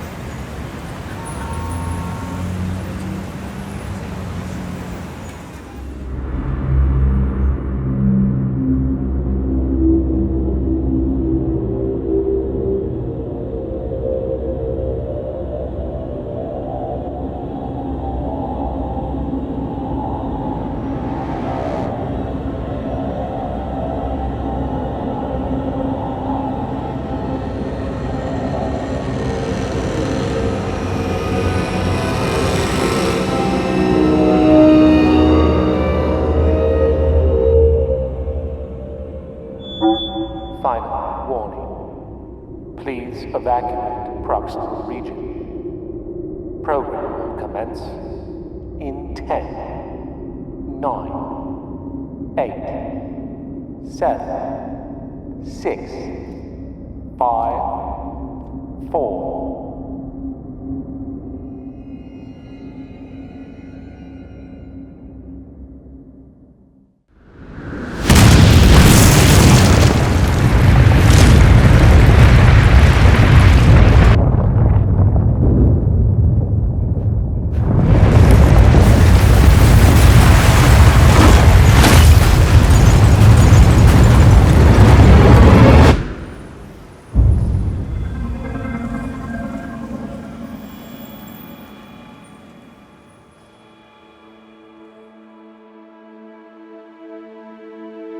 Centuries ago, humans discovered hydrocarbon energy, fossil fuels, and for a good chunk of time it was a critical mechanism advancing civilization. But after a while it became obvious that its continued use posed insurmountable repercussions, damaging the environment. So we eventually had to stop using it completely, figuring out other means. And this is a good analogy as to why we also needed to transcend that social system. I look at capitalism as an adolescent stage in the growth of civilization. Let's let loose and have people be selfish, building and creating in a belligerent manner with no regard for consequences. And we learned a lot. I think without this phase, we wouldn't have been able to recognize and amplify what really makes us unique as a species. We started as DNA, moving from simplicity to complexity, evolving a brain with consciousness, while blessed with a profound social nature, merging us into a truly global consciousness, continuing this expansion. Not through our biology, but through the sharing of knowledge. Cultural evolution. There was a great library in a city called Alexandria, long, long ago, and it contained some of the most foundational texts of human civilization. And sadly, it was destroyed in war. Many centuries later, a famous astronomer named Carl Sagan commented on the subject. It was as if the entire civilization had undergone some self-inflicted brain surgery, and most of its memories, discoveries, ideas, and passions were extinguished irrevocably. So the great question of scientific and hence economic progress inevitably becomes, how do we optimize the power of our group mind to increase knowledge and solve problems? How do we harness our different talents and skills to bring out our best potential, not only as individuals, but as a civilization? We know the hardware, so to speak, a finite yet profoundly regenerative planet, bound by laws of nature, with our species, part of a delicate ecosystem, sharing common ground. The true measure of economic progress is simply doing more with less. Efficiency. The ability to build something for a given purpose that is not only better than what came before it in utility, but also better in terms of reducing the amount of labor, energy, and resources required to make it work. Which means it all comes down to design.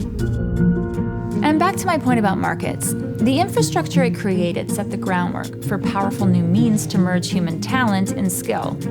We just needed to remove the counterproductive aspects. And needless to say, wasteful human competition, proprietary knowledge, and people motivated to sell things over and over to feed a system of infinite growth wasn't going to work. There had to be a way to bridge minds and solve problems directly, not by proxy of market competition and profit. I think the smartest thing we ever did as a society was the adoption of an open source, shared resource commons. It exponentially catapulted our problem-solving creativity. We ended corporations, localized communities, and shared all knowledge. In fact, if it wasn't for that move, I really don't think we would have solved the climate crisis and all the other ecological and social problems we faced before the Great Transition. I still stand in awe today at the stunningly productive collective design processes we created, where status is driven not by differential competition for gain, but by the degree of your contribution, how dedicated you are to problem solving and creation, working to improve the fabric of society itself. We also realized the true purpose of a means of production based upon automated technology. Not as some brute industrial mechanism to produce an endless stream of arbitrary goods, but as a way to free ourselves from uncreative labor, not to mention improving efficiency and safety. And one final evolution worth noting was the removal of the price system. People stuck these numbers on everything that suggested some kind of earthly value. The numbers were a result of a particularly crude equation dealing with supply and demand. And while the high priests of the market religion saw those price decrees as the word of God, the truth was any price value determined by market dynamics alone was woefully incomplete. And the only term to know in regard to that is negative market externality. These are cost values, unaccounted for by the market price equation related to damage done by industry.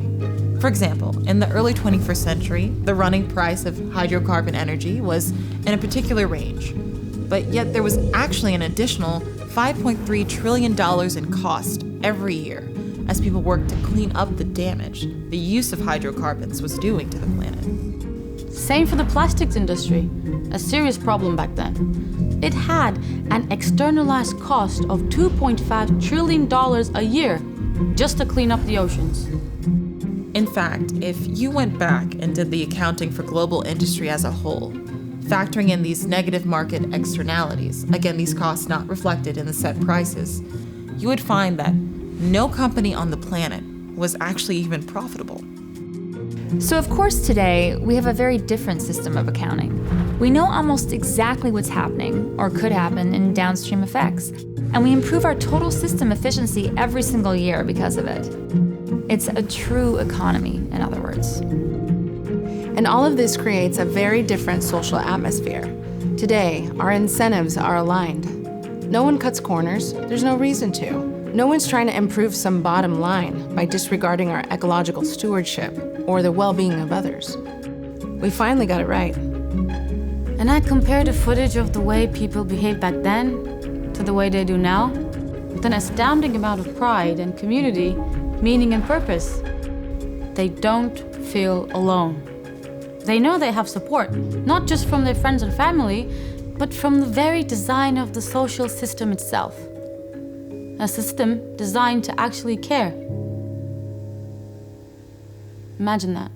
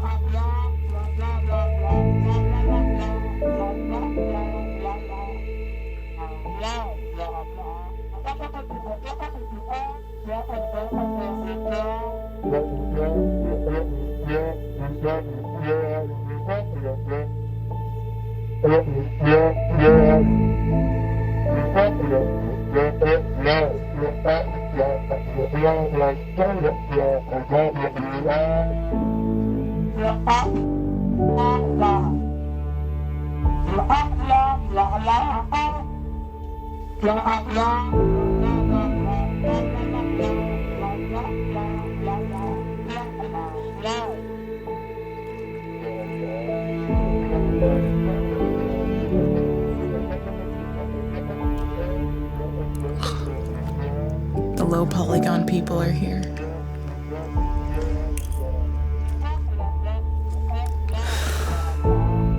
I wish they would go back to their own resolution.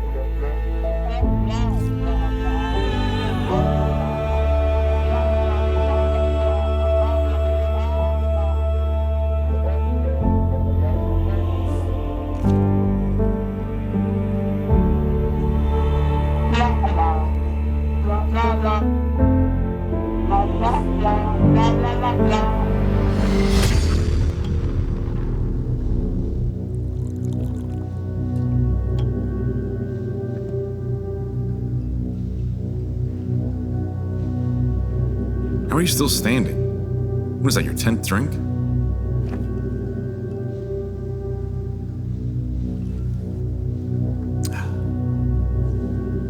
Apple juice. What's that? That is a breach alarm. Looks like Orion is continuing through our security. And on that note, John, I need to know your intent. I've explained the mandate and how it's far bigger than both of us. Policy of inaction is still a policy of action, Simon.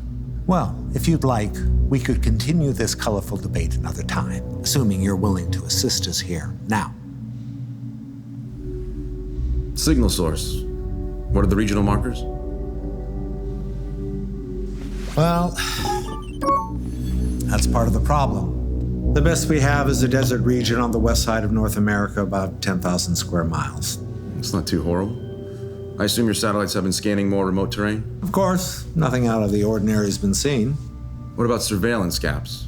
Are the satellite passes seamless? For the most part, there are some periodic latitudinal gaps, but they only last a few hours. Is it possible Orion's aware of them? Exploiting them? That's what I'd do. I suppose, but highly unlikely. They would have to already be in our system to know the trajectories. Show me the gaps. You want my help or not?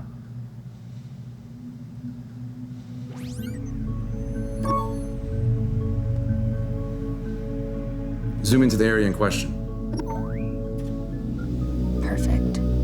Hold it right there, John. We've already conducted subsonar scans. If they're underground, they're using some kind of reflective shield. But what I think would be best for you is to analyze the signal code itself. See if you can find a signature. John? Yeah, sorry. I was just thinking.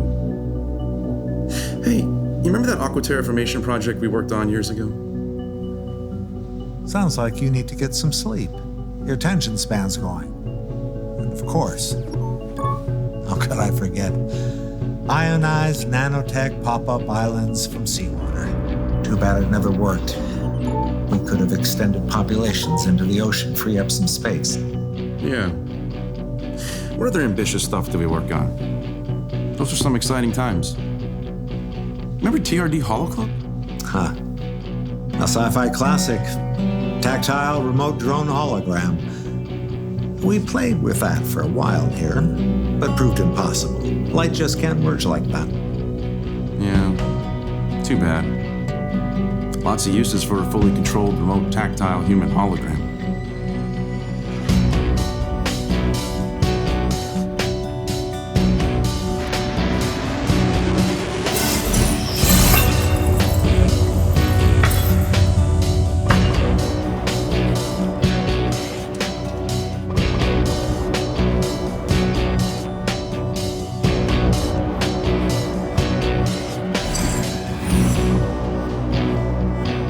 Cool, huh?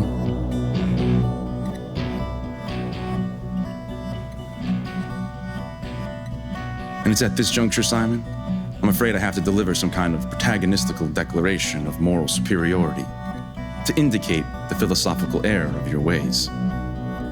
So here it goes.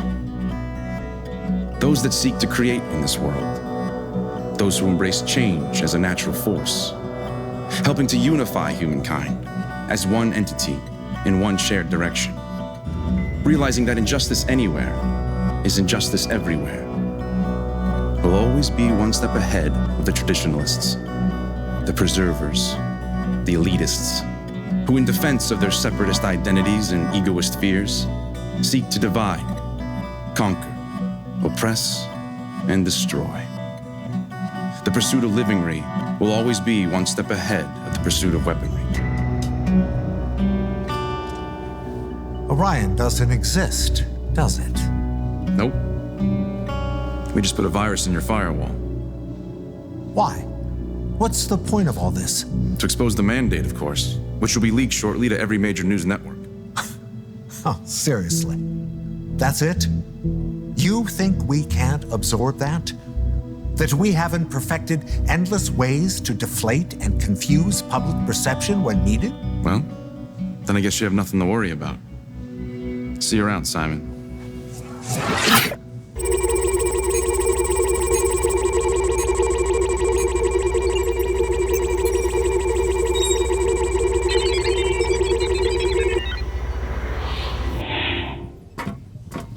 Hey, token white guy's back. Shut up. All right, folks, we don't have much time. I don't think he's gonna buy that story for long. How we doing? The satellite coordinates locked. Everything's ready. But keep in mind, even with bypassing your surveillance, once this thing hits, the heat signature is going to be out of control. That's what the subterfuge is for. Mandate leak on the blockchain yet? Packaging now. Should be in the hands of every major media outlet in about 20 minutes. Good. Don't forget to show Simon's stupid face. So this is it, folks. We have a clear path avoiding GSA surveillance. Once the mandate exposure hits the press, Simon and company will be in damage control. Hopefully long enough so we can pull this off. Anybody need anything? Music. Music. Music. Music. You got it.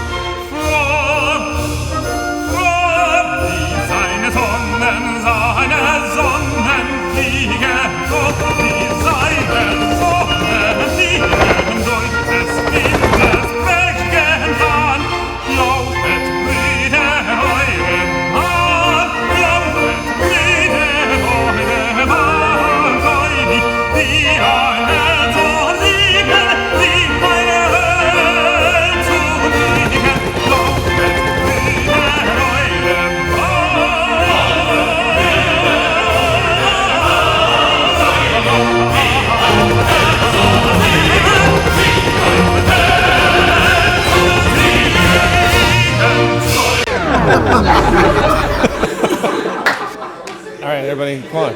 We got to finish this goddamn movie already. Left, right, left, right.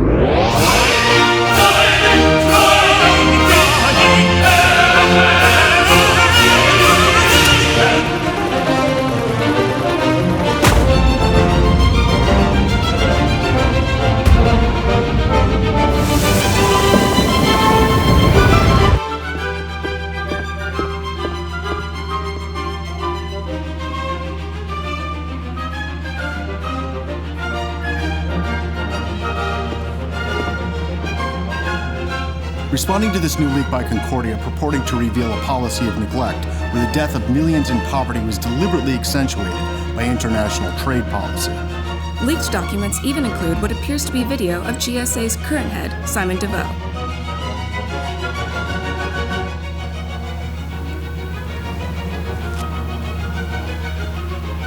Don't look at me like that. Standard operating procedure, folks. Get your media agents out there and start changing the narrative.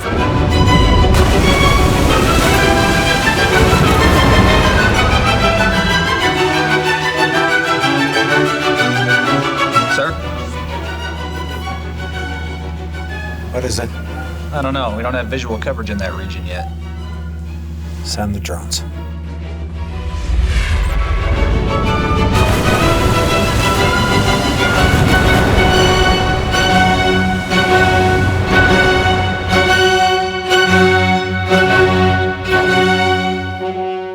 Holy shit, it worked.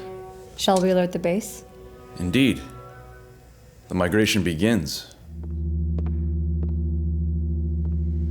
It's an artificial island, sir, in the Pacific, about 700 miles off the coast of North America.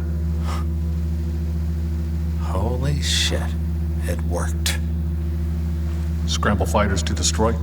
Now, see this? It's a plasma congealed electromagnetic field, impenetrable. How do you know that? Because I know the creator. And scene.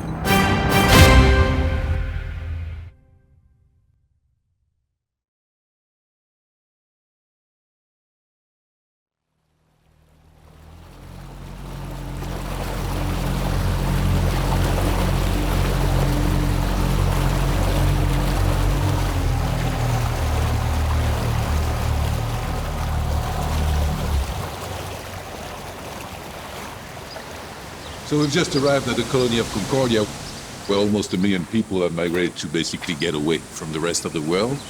We are the first press to land in, waiting to meet our guide. Hi, I'm Elnoria. Nice to meet you. Thank you for having us. I suggest we move to the city center, start our tour from there. Good.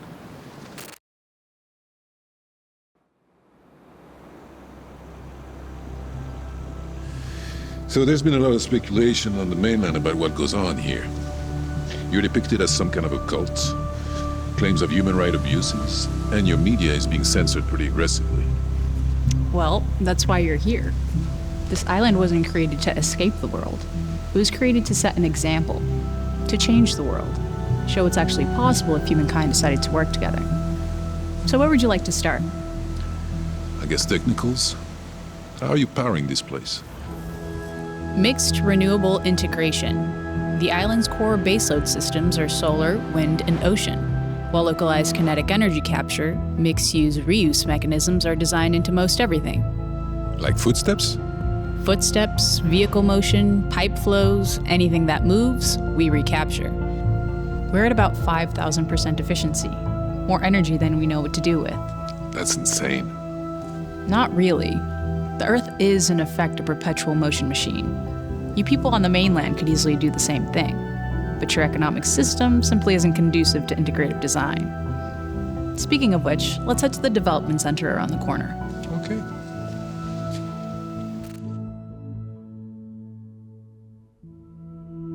This is one of our design facilities. Okay. Like an office. So these people are employed. Employed? I suppose in the most technical sense of the word, sure. But we have no systemic slavery here. No one's coerced to submit for their basic survival. Something I suspect might be very foreign to you. But everyone needs to do something, right? So how do you network skills, organize trade, markets? There is no trade. There are no markets. There is no currency. Those who wish to contribute do so through collaborative design in an open source environment. What you think of as industries of production on the mainland is unified here. Wait, I don't understand. These people are not paid to be here? Are they motivated? Well, how is anyone motivated? Do you need to get paid to get out of bed in the morning? Do you need to be paid to ensure your own health, the health of your family and friends? Paid to show stewardship for the habitat and society that supports you? What about innovation? Innovation to what end? To create something to improve life and experience? Or to create something to sell? If you think about it, it has been the blind economic drive toward innovation as you know it that continues to lead your society to destruction. Okay then, so once these people have designed something, then what? If a design meets proper criteria in terms of efficiency and sustainability protocols, it is then accessible by our mostly additive manufacturing system. Additive? 3D printers? Which have been perfected to a degree where modular arrays can produce most anything conceived of with traditional materials. And by the way, there's no waste here. Our AI design filters won't allow production of any item that isn't 100% regenerative. Sorry, I'm speechless. If what you say is true, you've actually done it. Done what? You've created utopia. If you want to sound like an idiot, sure. This isn't utopia, friend. It's simply pragmatic design. Come, let me now show you our democratic system, how we use direct democracy to eliminate politicians and control problems. What? No elections? No ghouls? God, no. Wow. So where do I sign up? I want to join your cult as soon as possible. I'll see what I can do. Please. I don't know if I can take much more. So I'm afraid we're going to have to wrap this up for now, but as we discussed, I will be back for the second part of this interview fairly soon, specifically to discuss the colony of Concordia and their historical influence. Sure. So, what's the name of the documentary? InterReflections. Interesting. But before we end, I had a rather strange request. If you could address those vulnerable or confused souls, before the Great Transition, given, as you put it earlier, we barely made it at all, what would you say to them? Wow, that is a strange request. I think I would paraphrase the words of a notable civil rights activist from the mid-20th century named Bayard Rustin. And he said, "You are all one. And if you don't know it, you're gonna find out the hard way."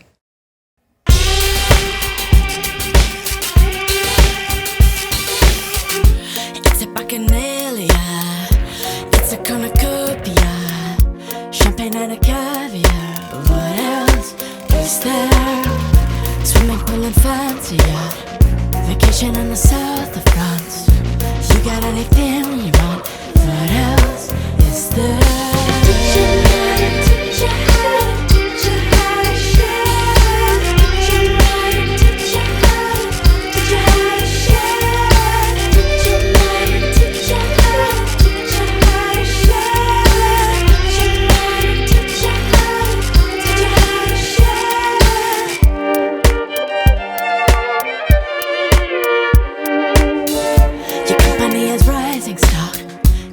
In the Eastern Bloc, no complaining in the sweatshop. What else is there? Making deals in the back room. You don't like it, you can change the rules. Think your friends in the legislature. What else is there? Teach your man, teach your how, teach your how to share. Teach your man, teach your how, teach your how to share. Teach your man, teach your how, teach your how to share. Teach your man, teach your how, teach your how to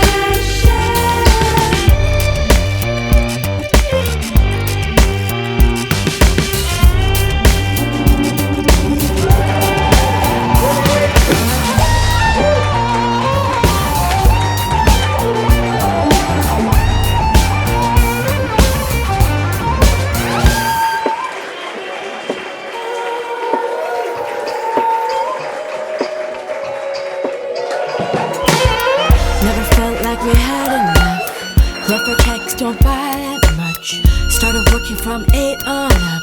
What else?